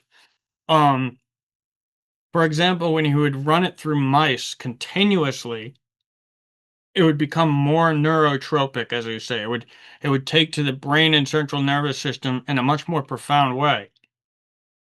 And there were all these other ways, all these other properties that you could give to an agent, depending on which animal you would run it through.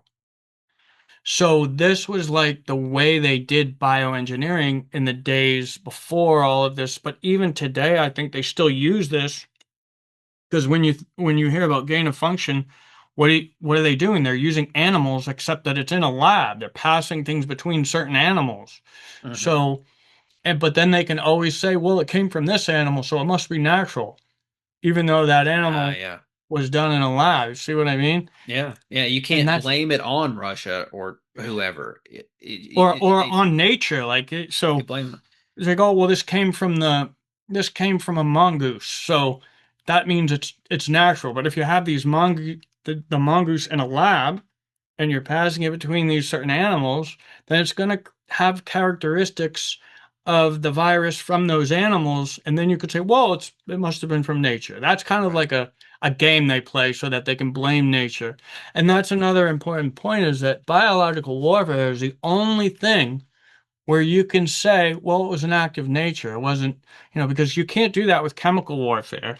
You can't really do, and you can't do that with nuclear warfare. It's all like these are man-made things. But with disease, you can say, oh, we didn't do that. That was an act of nature. Like that was a disease that came from nature, not us. Hmm. So Yeah. there was always that level of plausible deniability that they had when using biowarfare, and that was another reason why it was so preferred. And I think people just don't hear about it because it's so heavily classified.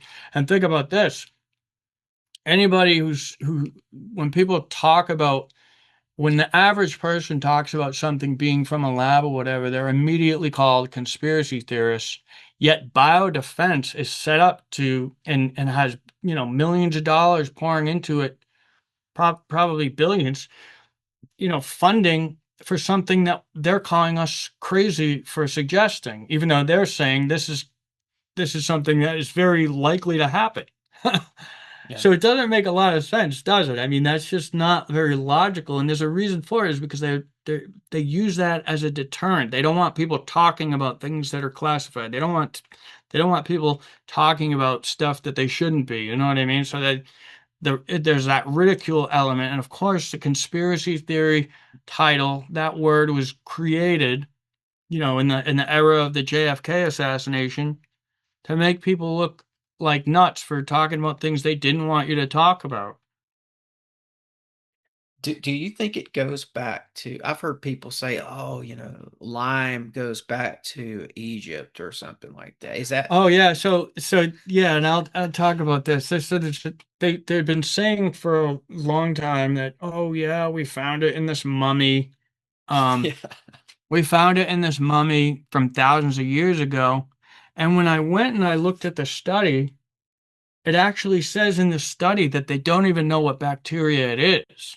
They say there's a 60% chance that it could be Borrelia, but it also maps to other reads that could be from other bacteria, so we don't know what bacteria it is. But then they go ahead and they promote it as though they definitely found it. No. And I think it's just part of the cover up. Like, of course, they do this cover up. This is part of their biodefense activities of things like all that stuff that went down during Paperclip. They don't want people to know about this stuff. Um, and so they start these campaigns to, smear people who talk about it, and then also set up these studies to make it seem like it's been here all along. But when you really tear those studies apart, you find that they're promoting it as though they find it, but then when you go look, they didn't even find it.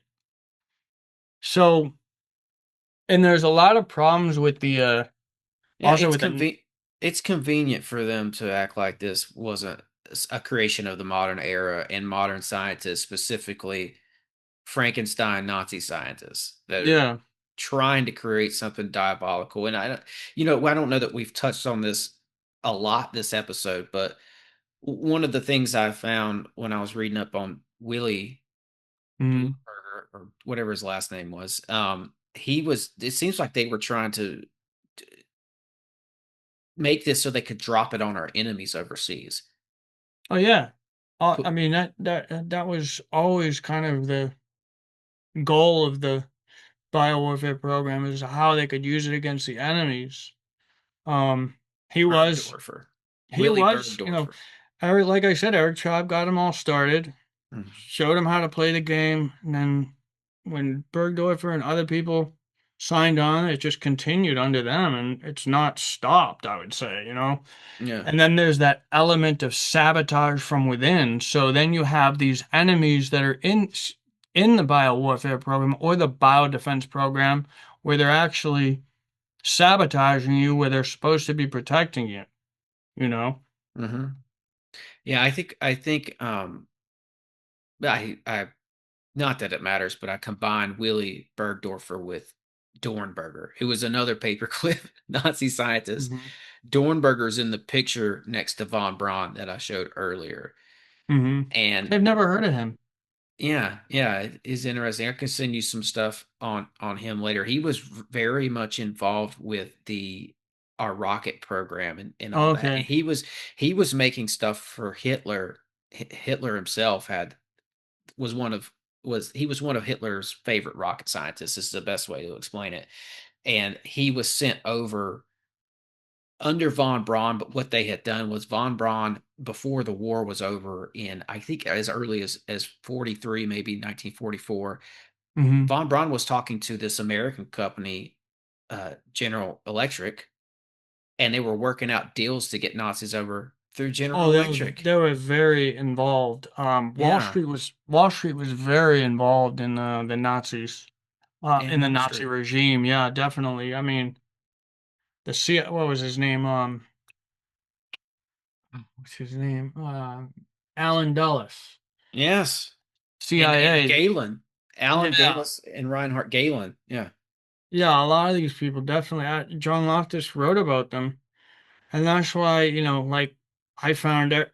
I found John Loftus to be a good source about paperclip. Now there are people, there are people on social media that are basically trying to attack me because of. Because obviously, like the Israelis took an interest in Loftus because of his status, and he's kind of friendly with them. I don't necessarily agree with everything he says, like, or some of the people that he associates with, but I found him to be a good source on paperclip.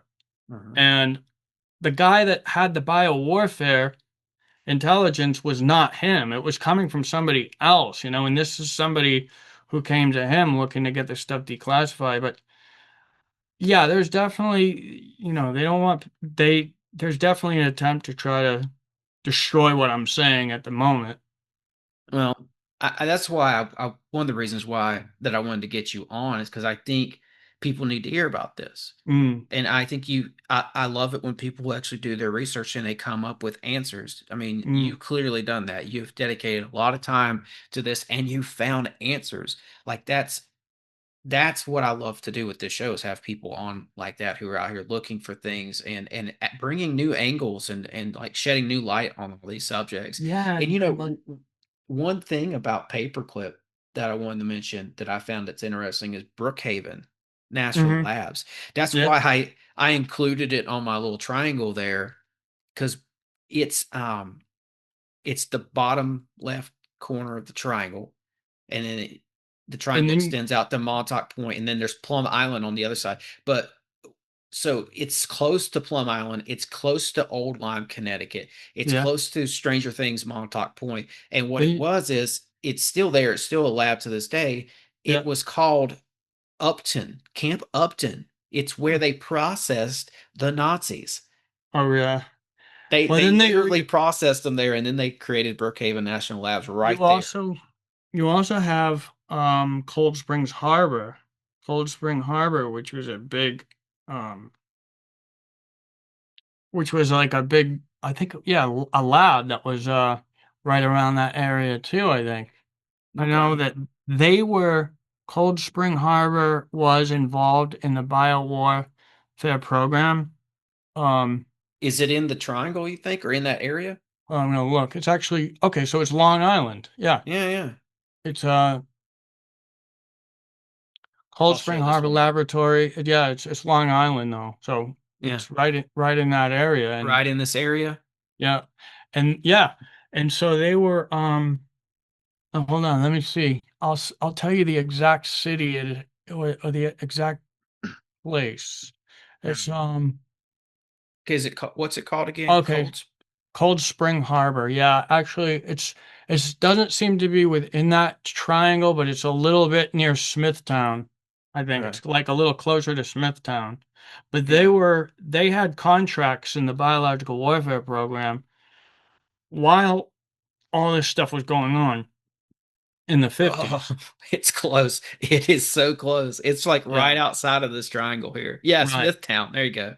Yeah, that's wild, man. It's like, how did this area become such a hot spot? There's other stuff with this area that we could talk about. It's not necessarily in the context of this episode, but Yeah. there was like an ancient obelisk that they found out here Mm-hmm. on Montauk Point. And Some wasn't some wasn't what's his name, the free energy guy Tesla was doing some work out here or yeah, something? yeah. Yeah, Tesla what's it called?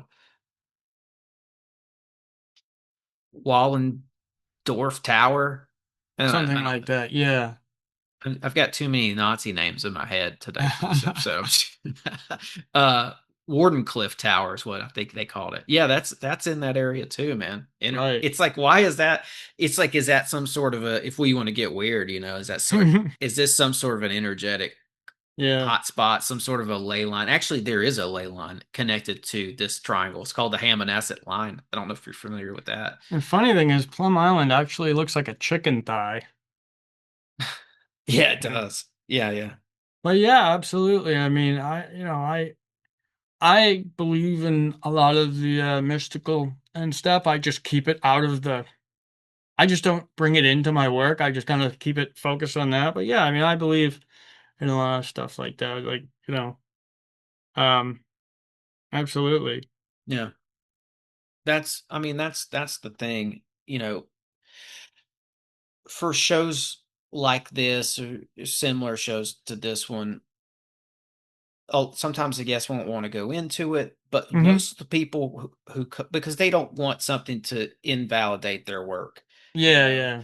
But most people who come on the show have some sort of a supernatural story, whether it's a lot of times it's a UFO experience, which I find interesting because I had one right as I was starting this show. I had a very profound UFO experience. Really?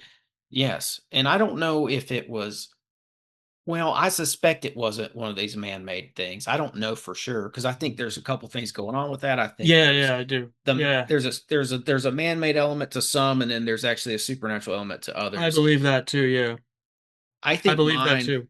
was more on the supernatural spectrum just because of how odd it was and how it moved and all this and that. But yeah, I mean, a lot of people who come on the show have those some sort of Absolutely. I mean, UFO experience. I've had experiences in that area, and I definitely will say I do agree with some of the stuff that is talked about, like in the Quran, where there's two beings that were created. There was a human, there was the angels, and then there's the Jinn, which is the Mhm. what most people consider demons, the but the but I don't think they're all evil. I think it's just a certain bunch of them. And like in the Quran, they say that some follow religion, some don't. So it's just like humans where they have free will, but I think we definitely have been living. They've been living on the earth along with us, and there's so many books about it. I mean, it's the same kind of deal with the fairies of Ireland. I think it's all the same race, but just a different name for them. In the Middle East, they call them the Jinn, which is JNN. It's the root JNN in Arabic. It means like hidden or concealed. So it's like a concealed being. It's a being that is unseen. Um, you can see them occasionally if it chooses to show itself to you, or sometimes by accident. But I think for the most part, and especially in societies that don't believe in it at all, they're much less likely to see something like this. But like if you look over in Asia or the Middle East, they have these encounters all the time. It was actually there was a funny there was a funny story actually in Saudi Arabia where a family was trying to take a genie to court for harassment because They said the family moved into some home, and they were being slowly started being harassed by this unseen thing, and then eventually the whole family is being terrorized. And he said, then we began to get scared when the genie began hurling rocks at us. And See, yeah, I think over there there's more encounters because they that's a part of their belief system, but I don't think it's necessarily a belief system. I think it's definitely a real thing. I mean, yeah, there's a good book called The Fairy Faith in Celtic Countries that talks about the fairies of Ireland and Britain, and the experiences that people have. I mean, it's so heavily documented that I just, I can't, and I've had my own experiences too. So, for me, well, it's, the and documentation on it is vast. I it's extensive, and agree. it goes It's back to the expensive. beginning of recorded history. Like, Yeah. even in the days of Rome, they would have King Numa was had a relationship with one in the groves. Name was Agaria. It was a water. I like to call them the Djinn because that's the I think that's the best term to describe all of them. But there was they were calling her a water goddess or a nymph. Mm. There's so many different names. You have the elementals, you have the Yep. nymphs, you have Djinn, you have fairy. Over in Asia, sometimes I use the term Naga. There's so many names, but they all describe a very similar being that's like interdimensional, typically unseen, but can make itself seen. It can make itself known to you. Yeah. Yeah. Here you go. There is an article that I saw a couple years back. This was, I think, the first war i- with Iran and Israel. This is when it takes place, but it says hardline Iranian activist claims that cursed papers Oh containing yes, Jewish symbols yep, were found on the streets of Tehran, yep. and they said that they were. I think they said that they were Using the gin. You said using that the they were using the gin gin for against espionage. yeah, and warfare. And actually this is documented throughout history. They even Yeah, said the same thing about Alexander the Great. They said he had a command of gin under his, or he had a whole legion of jinn that were under his command, and he would use them to wage war against the enemies. And I know exactly the article you're talking about because I actually sent that to somebody a few weeks ago, where the Iranians are saying that the Israelis are using the jinn against them, finding these talismans that are connected because the jinn work with all sorts of these different, technologies, talismans being one of them.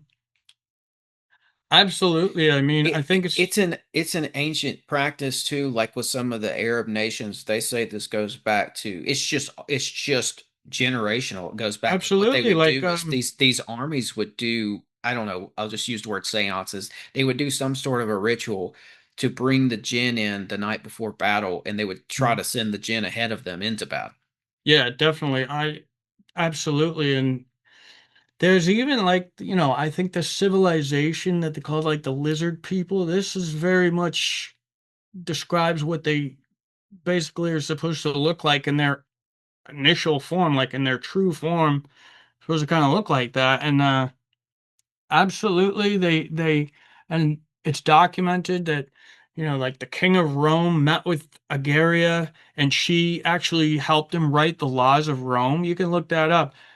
Also, Alexander the Great was said to command these the same thing, like you're saying, and now they're saying it and the Iranians are saying it about the Israelis. I mean, this. Yeah, I yeah. think Here, we're the only ones who are kind of like disconnected in the yeah, West, where for I think sure. we're just the ones who are most disconnected, and we think we're the smartest, and we think we're the most sane and rational, but we're actually missing a huge thing. Because when you look at, I mean, all of ancient record has these beings across the globe. They have always been with us, and there's just constant stories. I personally think that's what ghosts are. Like, I don't think that me personally, don't think there are ghosts, that the ghosts are actually the person's. uh what I believe is they said we're born with an angel and we're born with a Djinn that accompanies us, right? And they call this Djinn the Kareen, and that it's kind of like a part of you. And I think when you die, this being is like, and it's almost like a part of you as well, is freed. And because even the ones they basically manifest as like a ghost. They're able to they generally in their spirit form will take the form of a ghost, and I've seen these things. Um, That's interesting. and so definitely I because I this is one topic that I've read extensively on. This was always a topic that I was just very very drawn to, and there was actually a book I read I think it was The Vengeful Djinn I read in like 2012 by Okay. Rosemary Ellen Guiley, I think her name is. And I was just like, wow, this is interesting. And for whatever reason, I just very drawn to the subject. And I have a whole collection of books on the topic like that. I've basically digested every book I can find on the subject. That's wild. That's And it's I kind actually of I may start writing a book on that. I may that might even be my next book. Like, okay. Well, I'll tell you what. I mean, I'm pretty far along with this show, and we've never done anything on the gin. It doesn't come up much. yeah. I think it's like you said. It's like we're over here in the West, and it's just not a topic. But here's one of the quotes from that article, and this one just kind of blew me away. It says a few years ago, the supreme leader said that hostile countries and Western and Hebrew intelligence services used occult sciences and jinns for Yeah. espionage. Yeah. It's like the I leader agree. of the country was saying this, Yeah. acknowledging it. Yeah, it's wild. What was the one you told me about just a second ago where there So was if a you look up lady? Saudi family takes family to court, Saudi family takes genie to court. If you look that up, you'll find that article where Okay. What it's what like about the one? There was one you briefly alluded to after that about a woman. You said she sat down with something and was writing documents up or something, if I heard with that the correctly. one was hurling rocks at her. Are you No, talking? you were listing off a couple of examples and you said talking about Alexander the Great, I think, and then Oh, yeah, okay. Yeah, after that though, there was a lady, some that was maybe well, uh I was talking about the nymph Agaria that the king of Rome would meet with in yeah, the grove, and she helped him dictate the laws of Rome. that's what I'm asking about. Yeah, her name it's Egeria, Agaria. That is and you can look her up, and I think a lot of this stuff gets written into folklore because because of the nature of it. It's hard to describe their being to somebody who's never seen one, and it starts to take on these tones that sound just outrageous for Hmm. somebody who's never experienced it. But I think that was kind of like the way they stayed in the backdrop, but you can still find accounts of them in a very literal sense, not under the guise of folklore, but I think they just a lot of them got written into folklore. I mean, you hear the term you hear the story of like the swan maiden or the some maiden that's like a water goddess and she's like a bird at the same time, and a human finds her bathing in a pond and decides to steal her swan uh covering, and then he says, you know, if you you'll can you marry me and stuff, and they said that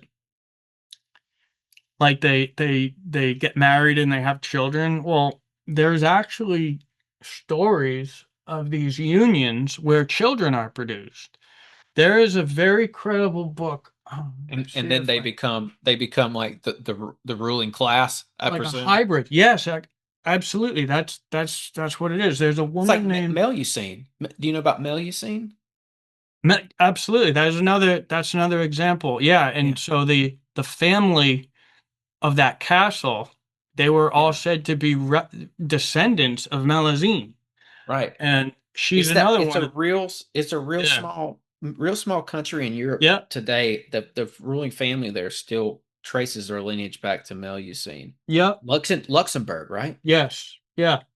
That and I've been studying this for a long time because that's part of the element that I find so fascinating is that specific thing of interbreeding, because it would seem so far-fetched to somebody, but when you really, there's a book called Islam, Arabs, and the Intelligent World of the Jinn, and it's by a Georgetown professor named Amira Al-Zain, and she goes into this and like there are Muslim jurists who wrote about the like navigating the legal framework behind these unions. So obviously, if they're talking about it like that, My God. it's not just like something that is imaginary. They were like, and I remember reading some of the translations of it into English.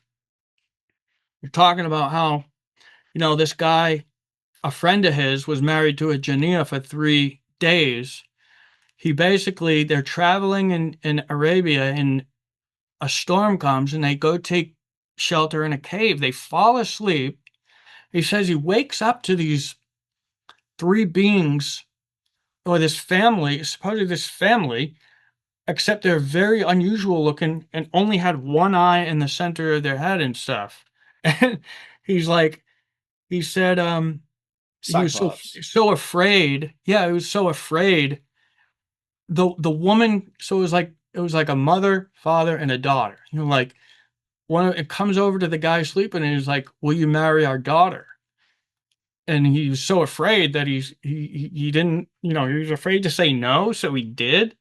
But he was so freaked out for those 3 days that eventually he says she was as beautiful as the moon, but she had this one eye and it was just really freaked him out. And so eventually he sends her back to live with her parents because he just can't handle it. Yeah. Um, Well, and you've got if you and can he see says in that. that he's a Muslim jurist. He says this really did occur. I talked to him Yeah. and he said this really did occur. Well, you So, get into the legends of the giants, and in yeah, some places they say that the giants supposedly had one eye. It, but yeah, it all kind of sounds crazy yeah, on the surface level. But yeah, then you get into yeah. tracing some of these bloodlines, like the one that goes back to Melusine, and there's others. There was one I found recently. It's Aphrodite. Yep. Aphrodite's bloodline. She There's had app there's she had several different Brutus. lineages. Yeah, there's several examples of this. There was even in It was the guy Ireland. who founded Britain, Brutus, and it's a real guy from history, and he traces his grandmother. It was Aphrodite apparently. And if you look into the Fitzgerald family, they're also said to Is have that been born from this in Ireland of a Ireland? of a goddess. I forget her name, but they called them the Thuatha de Danann. Yeah. It's the fairies, but it's the Djinn, and it's all the same to me. I think they can shapeshift, they can take different forms, whatever. But the documentation on them is so extensive, and I've personally had experiences. I'll tell you about it some other time, but I mean, for me, and to read about this stuff for so many years, I mean, all of that documentation, all of these ancient people who are very intelligent, like Hmm. we look at them like they're not that bright and that they're just imagining things, but they were very intelligent. They were more intelligent than we are today, I would say. And I I think agree. I think it was a different kind of reality back then. Like the reality back then was a lot different than the reality we have today. And I think perhaps there's something where they kind of receded back, so they stopped interacting. There was a time where this was a common thing, and that's why a lot of the historical record of ancient times sounds so kind of outlandish. I think they were dealing with a different reality than we are today. Yeah, and I think too, to some extent, what we call technology is what they called magic. Yeah, absolutely. And there's a guy. He's a Sufi Muslim. His name is I think his name's Nurjan Miramati. He does all these YouTube videos and he talks about them. And he talks about how electronics themselves are actually like, because their Essentials. nature is a smokeless flame, right? So Ah, it's basically like electricity. Electricity is a smokeless flame. He kind of says that a lot of our modern day tech comes from their influence. I mean, this is somebody, I don't know if you know who the Sufis are. They're like the mystic version of Islam. They're seen as heretics, but mhm. there's actually, it's not the subverted, you know, um, radical type of Islam. It's a Right. very, very different type of Islam. Um, Yeah, Sufism. I've looked into it, and yeah. I think some aspects of Sufism have made their way into or crept into the modern occult, Hmm. depending on which Definitely, order you're in. absolutely. Yeah. But I mean, I've looked through books on Turkish Freemasonry, and it's citing heavily from the Sufis, and I think Hmm. the Sufis influenced the Templars too, and the Druze. That's another one of those. These are Yep. like very old Middle Eastern orders that probably trace or their origins back to Babylon in Hmm. some extent, and Egypt, ancient Egypt too, for others. And it's funny because we were talking about the Nazis a lot in this episode, and Hmm. there were the two guys who started what would become the Nazi Party were in all these orders, and one of them was a Sufi, and Yep. there I was think you're that talking Constantine about order too. yeah, I think you're talking about oh what was his name? It was Um either Walter Neuhaus or Rudolf von Savottendorf. Svatendorf. That's what I'm Yeah, thinking of. yeah. Yep. Because I he's one of the talked guys. Yeah, go yeah. ahead. I talked about him with the I used to interview this professor, Richard B. Spence. He's a Trine author. I work for Trine, by the way. So Oh, cool. I used to interview him about Aleister Crowley and the occult and British intelligence and stuff, but he had done a lot of research into that Zwattendorf guy, and I had read a book about him. But yeah, absolutely, they and the Nazis actually also worked with the Iranians. They teamed up with the Iranians at one point. Um, they had this Oh like yeah, they had this yeah. order of like Nazi slash Iranian group. It was like a conglomeration of the two. Like Hmm. I think it was like a certain kind of faction of the Nazi party, but it was like the Yeah. Iranians or something. Yeah, they had a lot of these factions that were working with what we would call esoteric ideas and principles. One was the Ahnenerbe Society, where it was basically scientists and academics that they slapped into like an SS uniform, if I remember correctly. They gave them some sort of a Nazi uniform, but they sent them around to look all over the globe for, or the earth for, Hmm. basically esoteric manuscripts. Like they sent people to Tibet to go visit the monasteries. They Yeah. sent people. The one guy went all the way down to South America to visit Lake Titicaca. Hmm. They were Yeah. sending these guys all over. They were looking for like ancient relics, like Indiana Jones stuff, Yeah. and Yeah. Definitely. old manuscripts. Yeah. That But was. I yeah, mean, that movie series is based on that stuff was really yeah, kind of going on, and even today with the United Nations is heavily influenced by the Theosophical Society, which it would seem like it wouldn't be because it's so like science and shuns the occult, but it's actually they have a they were very wrapped up in it, and definitely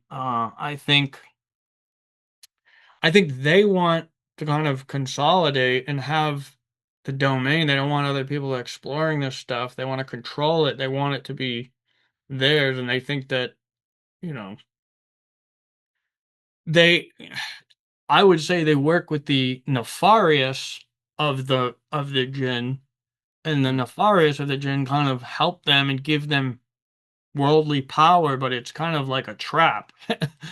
Right? They're kind of like selling their soul in the process. And I think, I mean, it goes back to the legend of Iblis. I think that the legend of Satan is actually from the legend of Iblis, who was he was a jinn. He was a jinn that he was asked to bow down to humankind when God made the human race.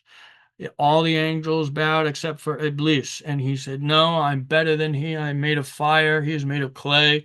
And it started this like revolt. He was cast out of heaven because he wouldn't bow. He said, "Humble yourself, bow down." He said, "No, I will not." He had free will. So he shunned him. He's like, "I'm gonna spend the rest of my days tormenting the human race." And God permits it, but allows you to have the free will to kind of choose not to. I mean, that's kind of like a basic summary of the way I see things. I mean, I know it's kind of hard for a lot of people to believe because creationism to a lot of people just, I think there's so many things that are, I mean, even from my own experience where I just kind of things that have made me rethink of how I understand the universe. Um, and like, wow, if that's true, what else is true? And Yeah. it's interesting, and then when you know that there was like that lizard people thing where they found that before Babylon there were all of these artifacts that were found with these Yeah, the like Ubade people. that exactly, Yeah. and from They're older than the Sumerians. that looks like the Djinn. That looks like the Djinn race right there, and that kind of goes right in line with the whole idea and what the Quran says about it. And I think that I take that to be right. Um, Yeah, so it's like yeah, it's the further back you go, people start becoming more and more, for lack of a better word, magical or they mm, become more mystical, and you start to see like that maybe not everybody was fully human. It gets kind of weird, but no, I know totally, and I agree with you totally because there's also a ton of accounts where they can actually appear as indistinguishable from a human being. And they even talked about it. They said you can't tell the difference when they're in the human form except for a strangeness of the eye. It was a certain thing about their eye that they said that you could tell them apart.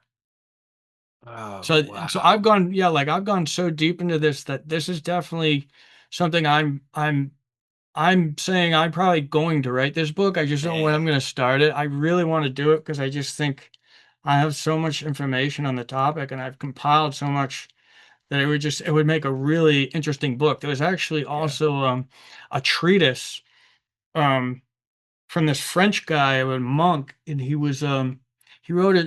wrote it as like a comedy dialogue between an alchemist and a monk, where the alchemist was kind of trying to induct him into the mystery schools and becoming an alchemist, and it's like a whole dialogue about the elementals or the Djinn. It's another term for them, and how he was saying how that they would you can find a mate with them, or you could find a wife with one of them, like, and that all of the people in the secret schools had a mistress, or if you were a woman, a male, and that it was he was saying in it that all of the very great human beings that were on the earth were actually hybrids, like you're saying that like that Jesus Christ was the Immaculate Conception was actually impregnated from a salamander, and or that was the term for this, the fire spirit. Um, I and it saw the says, elementals term in Paracelsus as well, yeah, that's or yeah. books that have been attributed to him. And they talk about these. I'm trying to find it. 186 book says that one of these books says that the cosmos are divided into 186 provinces, and these provinces are governed by these entities called Olympic spirits. Hmm. And but beneath the Olympic spirits are elementals. Yeah, the undines, Yes. the gnomes or elves. Then you have That's that's it. That's the the part I was looking the for. the sylphs, which are the air spirits, and then the salamanders, which are the fire spirits. And dryads, right? Did you say What are dryads? the dryads? I think that's a name for one of them. I forget Okay, which okay. category they are, but I mean, basically, they're all the same race. They just the thing about it is that they're not made of a certain element. They are that of the same smokeless flame. They just some of them prefer to inhabit certain elements. Like some prefer volcanoes, some prefer being underwater, under the sea, so they're considered watery ones. And then there's the earthy ones. But they all are made of the same substance, a smokeless flame. Yeah, that's interesting. I'll tell you, I've got to add this in because of the earlier conversation we were having. Some people say, we'll just say demons, right? Or Mm. spirits, but spirits of a more demonic inclination are actually what comprises viruses that get in the human body. Have Yeah, you heard that's that? also another very prominent theme in uh ancient times, and especially right now in the Muslims. Islam sees the jinn as, or at least the demonic ones, as being behind disease. They think there's an interaction. I would say that that's probably true. Um except that you don't, when you completely remove that element out and you don't believe in it, it's all just going to look like just biological stuff that has no connection to the mystical. So, Hmm. but I think there's definitely that element. I personally believe that there is that race, there is that faction of them that is against humankind, that aims to destroy humanity, and works with the elites of the humans to accomplish that. I mean, they want basically 6 out of 7 people on this earth gone. Yeah, They Bill don't like Gates. us. Yeah. And I think, yeah, they're kind of, they gave themselves over for worldly power, I think. I mean, you hear about all this stuff with like Bohemian Grove and stuff. I think that's just ancient worship of some of these, um, the more demonic ones, the nefarious of them. Because I also like to emphasize to people that I also believe there's good ones. I think they're not all just demons that should be, I think because their race they have free will, and because so many of them are religious and choose to do good, I don't think it's right to just demonize the entire race. So I just, but the line gets blurred because when you say demon, sometimes they just mean that race of the being, but then when you say demon, you could also just mean the nefarious of them that are not very nice, that don't like humanity. Yeah, I tend to think that the spiritual realm, if we could call it that, is has a lot of variety. Yeah, because I think God created these beings as well, and I think Yeah, that they're same. still part of creation. They still deserve, the good ones at least deserve compassion. I think that's the way I see it. I don't trust any of them, but that's my opinion. Yeah. Well, I Everybody's, mean, yeah, that's something.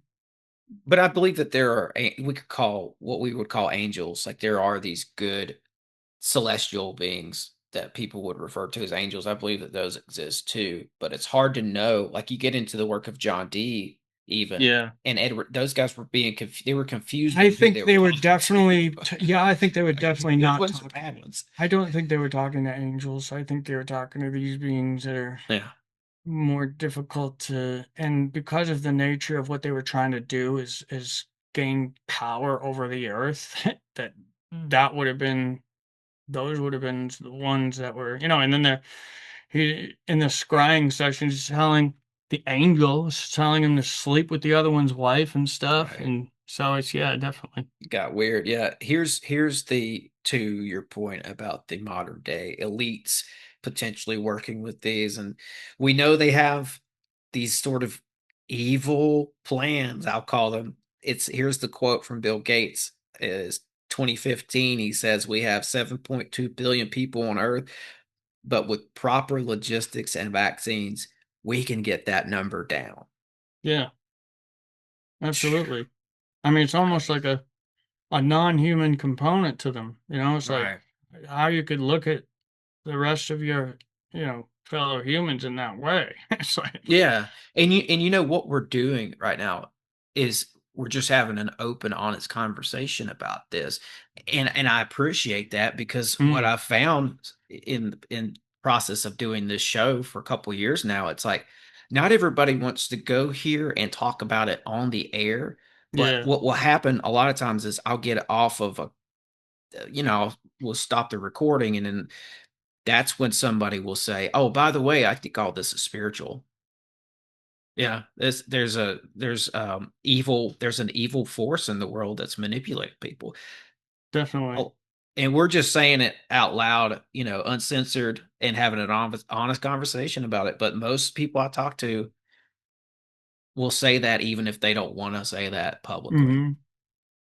Yeah, I don't have a problem with saying it, It's like it's kind it's I keep it separate from the book when I'm talking about the book, but in my own, Sure. like, we're just talking about, I'm just talking about my own personal beliefs at this point. Like, we kind of stopped talking about the book. Now we're just Yeah. talking where it's a completely different conversation.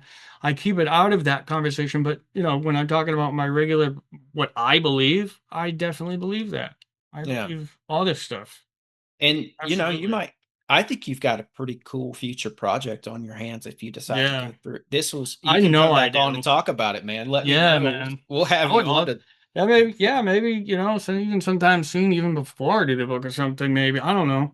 yeah. Like, I have so much information on them I could talk about. It's just like because that's like one of my hobbies was studying that race, particularly because I'm just so fascinated, you know, with all the because it really makes you see the universe in a completely different way. I mean, that these beings exist and they have a mystical nature to them. They're what you can only describe as magic. They seem like magical creatures.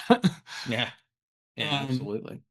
in their Absolutely. abilities, I'm saying they can do things that would absolutely blow your mind. Like a lot of them have been said to move huge megaliths, and a lot of them think that they created the pyramids. That they create a lot of these huge megalithic structures that with the help of these Oh, creatures. like I forgot to mention this. The Djinn blocks outside of Hmm. Petra, Hmm. there's these blocks that you pass through. They almost like they were columns or to an old gateway or something. But you to enter Petra, you have to pass the Djinn blocks. And I, Hmm. I was looking at this with some Petra research. I was deep into, and I just thought it was interesting. And what I came and walked away with was the thought was like seems like people would travel through the desert and they would have to go through some sort of a process of Yeah. something involving the Djinn, maybe getting the Djinn off of them before they're allowed to enter the sanctuary, because I think it was a sanctuary to the cult of what was his name? There's a very little known god that they were worshiping there. But anyway, this also ties in with the Sufi stuff Yeah. because of Muhammad and some of his teachers before Yeah, he he used to created go. Islam. They say in the Quran that he would go out to the jinn and read them the Quran because he saw that some of them were good and some of them didn't want to do evil, and so he said they're redeemable. There a lot of them are redeemable, and so he would go read them the Quran, and he got a bunch of them to convert. To become religious, but I think the Islam of that time was very different than some of the more controlled factions you see today that are, more extremist. And I think that's kind of like a subverted version of it. Just like I think there's also, subverted Christianity as well. Yeah. For me, I was never religious, but I have respect for all the different religions. I do kind of feel like some of them are manipulated by Oh yeah. nefarious forces for the purpose of disempowering people too. So it's just like I have my own ideas about that. But yeah, and there's even stories like in that book, Arab, Islam, and the Intelligent World of the Jinn. There's stories about so they live very long lives, like thousands of years. And there's like this dialogue where Muhammad is talking to a jinn and he's saying, yeah, he's like, how long have you been alive? He's like, almost since the beginning of time. He's like, I was a small boy when Abel was killed. Um, I met Noah or I met Abraham. Um, Jesus taught me the Gospels, and he said that when I meet you, tell Muhammad Jesus salutes thee. And I just thought that was so interesting because it's like, and the jinn's like, and so now I'm here with you, so I'm telling you, Jesus is saying he salutes you. Mm. It's interesting. This is in that book. It's an academic work. I think I have it over here. I don't. There it is. But yeah, it's a Georgetown professor named Amira Alzine, and it's a you know it's an academic work. Like Yeah. there's so many yeah, academic papers on it. There's actually even an academic paper. It goes by the title, Can a Human Marry a Djinn? And it talks about these unions, and and it even gave an example. He said, yeah, one of my BBC correspondents talked about a guy who lived in Egypt who was married to two wives, a human wife and a Jinnia. And he said, and this was like in the 70s or something, and he said that what did he say? He said he had he had nine human children and he had six invisible Jinn children. And he said the wife he would lived on the top floor of like he got into this doing very well for himself and he has like this big 3-story house, and his Janelle wife lives on the top floor and his human wife lives on the bottom floor. It's um wild. but yeah, I mean, this is a paper that is like, accepted in academic circles. So Hmm. I've there's heard like over the years on different podcasts, I've heard these guys like American soldiers that get on and tell their stories of being in these wars mm, overseas, whether it's Afghanistan or Iraq. A lot of these guys had crazy experiences with things that they attribute to being the Jinn out in the yeah, desert. I would imagine so. I mean, because they if they are comfortable showing themselves, they will, and it can be totally jarring to somebody who's never seen anything like this. It'd be totally, it would leave them just like, wow, like what did I just see? Yeah, is this Yeah, I know a special forces guy who's actually told me this a similar story as well. He said because he was over there a whole lot, and he said that something along the lines of the desert spirits are very real, and we would mm, see them sometimes through our night vision, yeah, yeah, definitely. plain So as day. here's the spot. It says, in the meantime, the man's two marriages seem to have prospered, according to the Cairo correspondent of the Dutch daily NRC Handelsblad. He is now living in a three-storied house. His Ginny wife, by whom he has five children, lives on the top floor, whereas his human wife, by whom he has nine visible children, lives closer to the ground level. And he's Whoa. yeah, and it's like this is basically when they talk about it in an academic sense, though, it usually gets it's usually people who are like study folklore, but Yeah. they still talk about it as though it's a real thing. Like when they're talking about, and I think they do that to kind of protect themselves, where they kind of will say it's folklore, but when they're talking about it, I think even they're convinced that this stuff must occur because of all the stories they hear about it when they're studying this stuff. Yeah. And look at where we're at too on this timeline of humanity. Mm. House oversight committees on UFOs. Yeah, I think that's what the UFO thing is. I mean, there were stories about it, way back, and I think also they're doing things with like CERN that are probably really, you know, I I've heard think some so people too, say that man. they're trying to open portals with CERN, and I would say they probably are. Well, that's what I thought about earlier with Brookhaven Labs. Mm, Brookhaven has a particle collider there too, and it has some of the same sort of lore surrounding it that CERN does about portals, bioweapons, and manipulation of climate. yeah, I mean, um, Brookhaven. it all kind of converges at some Yeah. point. But yeah, it's like CERN is, where a lot of people have said, yeah, who knows, but it said that the Brookhaven people were doing experiments that maybe open portals. We have that here. There's a place out here in Tennessee called Oak Ridge National Labs, Yep. and you've probably heard of it. And they, the talk around the locals in East Tennessee is that yeah, they definitely open portals there. Yeah. Yeah, I would agree. And they have that at CERN they have that statue, the goddess Oh yeah, the statue. Shiva.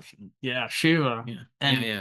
They have that's tablets in there too. People don't know that, yeah, about this. and that's kind of consistent with their being. I know, like if you look at some of the Indian goddesses like Kali and stuff with the 9 arms and stuff, that's like it's very much like how they would appear too and stuff. So Yeah, I mean, especially in another dimension, right? They have a yeah, different form. yeah. Yeah, man. Well, listen, this has been really, Yeah, really we fun did. Yeah, conversation. that's definitely an awesome conversation. Yeah, yeah, I I have never think so gone too. into this deeply with, I've mentioned it sporadically, but this is definitely, yeah, and I'm not afraid to talk about this. I keep it separate from the book, you know. Yeah. It's like these are my personal beliefs, this is what I believe, whatever. I keep it out of my when I talk about my book, I just keep it strictly that and, you know, but this is what I believe, yeah. Well, that's the thing. You've done great research, extensive research, and on the topic that we discussed earlier, people can go and see and validate your research on that. Like Mm. you laid everything out in the proper way. Yeah, I cited everything, over a Yeah. thousand citations. Yeah, and you know, the only person that I have is contesting is this one troll on X that is just he goes after everybody, and it's like he's not interested in an honest conversation. It's like no matter what you say, no matter what you put forward, he automatically comes up with a way to rebut to refute it and then say how he's right and you're wrong, and it just doesn't go anywhere. And I just don't find it really all that productive to engage with people like that. But yeah, I mean, I've taken some of the things they say and say, okay, this person's trying to say this. Well, maybe I'll just try to clarify it on this point. Put a Substack article, like I just put a Substack article out trying to clarify about something that this one troll was trying to say I'm wrong about, and just for other people. But yeah, I mean, I think, you know, my work is solid. I stand behind it. I stand behind what I say, and you know, let the public be the judge. Yeah, absolutely. And when you have something to stand up and say, and you have a message that I think is worthy of people hearing and accepting and acknowledging and maybe looking more into on their own terms, that Mm. you're going to get haters. Oh yeah, So definitely. I Sometimes you got to guarantee take it. it as a badge of honor too, I guess, Yeah, you know. Like, if it's it's better to that do it. important, if it's that important that people are attacking you, then there's Yeah. obviously something about it. Yeah, yeah, yeah. It's some yeah, exactly, man. And It's these some usually it's anonymous accounts that you don't even know if they're real people. I mean, it could. right. I know I've talked to my friend Michael McCarran, who wrote a book called Battle Space of Mind, and he's got some experience in the intelligence community and the military.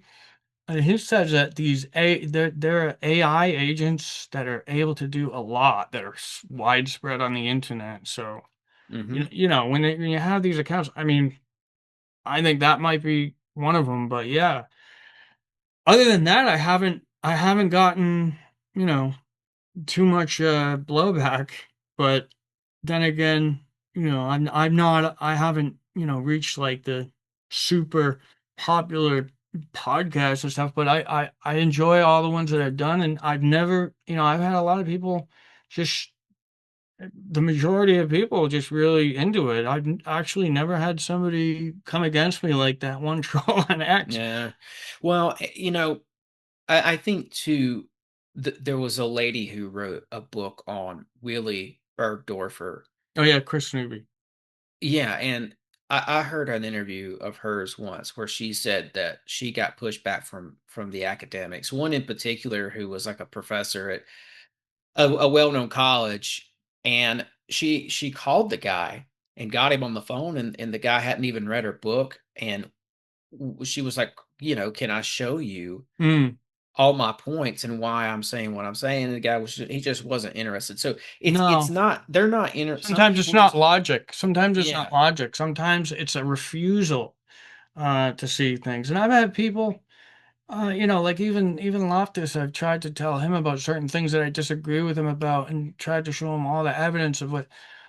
And no matter what I show him, it's just like and then that's kind of like about like vaccines and stuff because he sees differently on it. But I'm just like, man, you gotta see this. Like, it's just like I show him so much evidence. And just, I don't know. I mean, not to put his name, not to put him out there like that, but I don't agree with him on everything. You know what I mean? So Yeah. it's Yeah. like, It's all right to but then disagree with people too. We can absolutely, still. but it's just, but there definitely are some times where you put forward evidence that should otherwise be pretty convincing, especially when it's just dozens of it, and Yeah. then it seems more like it's too horrifying for them to accept. And I think that happens to a lot of people. Yeah. Yeah. Well, if I was to feel the room and read the room online, I think a lot more people are really open to hearing more about this. I think people want to know about the origins of Lyme disease, and but beyond that also possible origins for some of these other diseases. Why do we Yeah, the have chronic this? diseases or the whole spectrum of immune tolerance. I mean, basically, Eric Chaub discovered like the underpinnings of chronic disease. Most all chronic diseases, I think, are a problem of immune deficiency where your immune system you know, cannot function properly. It's suppressed. And that's why I've been very vocal about there being two spectrums of disease. There's acute disease that's heavy inflammation, immune response, and there's immunosuppressive disease, which is chronic disease. You have these slow chronic diseases. Hmm.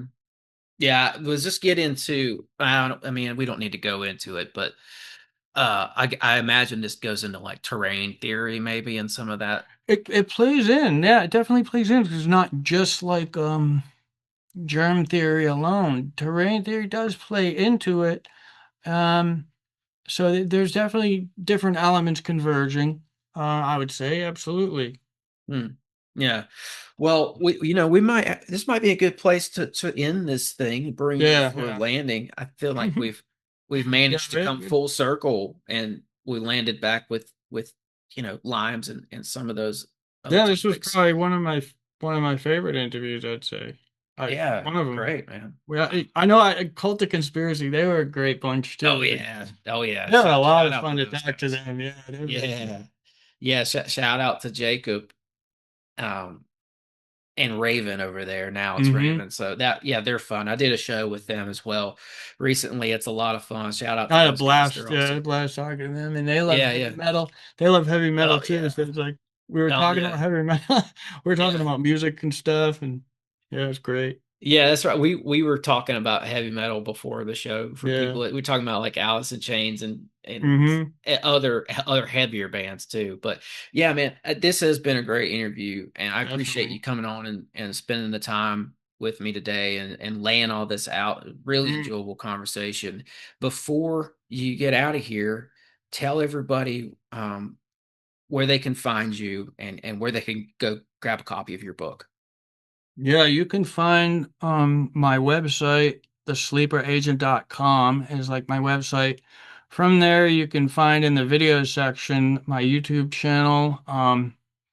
Also I think there's some social media icons that show where my social medias are, X and stuff, and then there's Substack at AW Finnegan is the handle. Finnegan, and I would say, yeah, you could buy the book on Amazon or you could buy it at trinday.com. I don't have physical copies at my site. I do have audiobooks though.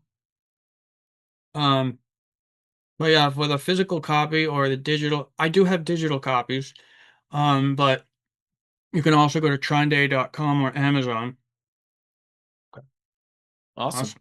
Yeah, and I'll put some links below to make it easy on people that can just click the link and find the book. And man, this was great. I appreciate it. Yeah. All right, man. We'll end it with that. As Yeah, and always. anytime you want to talk again in the future, I'm always down. Okay. All right. I like it. I like it. We'll talk about it. All right. As always, break the mold, conquer the realm, and thanks for listening.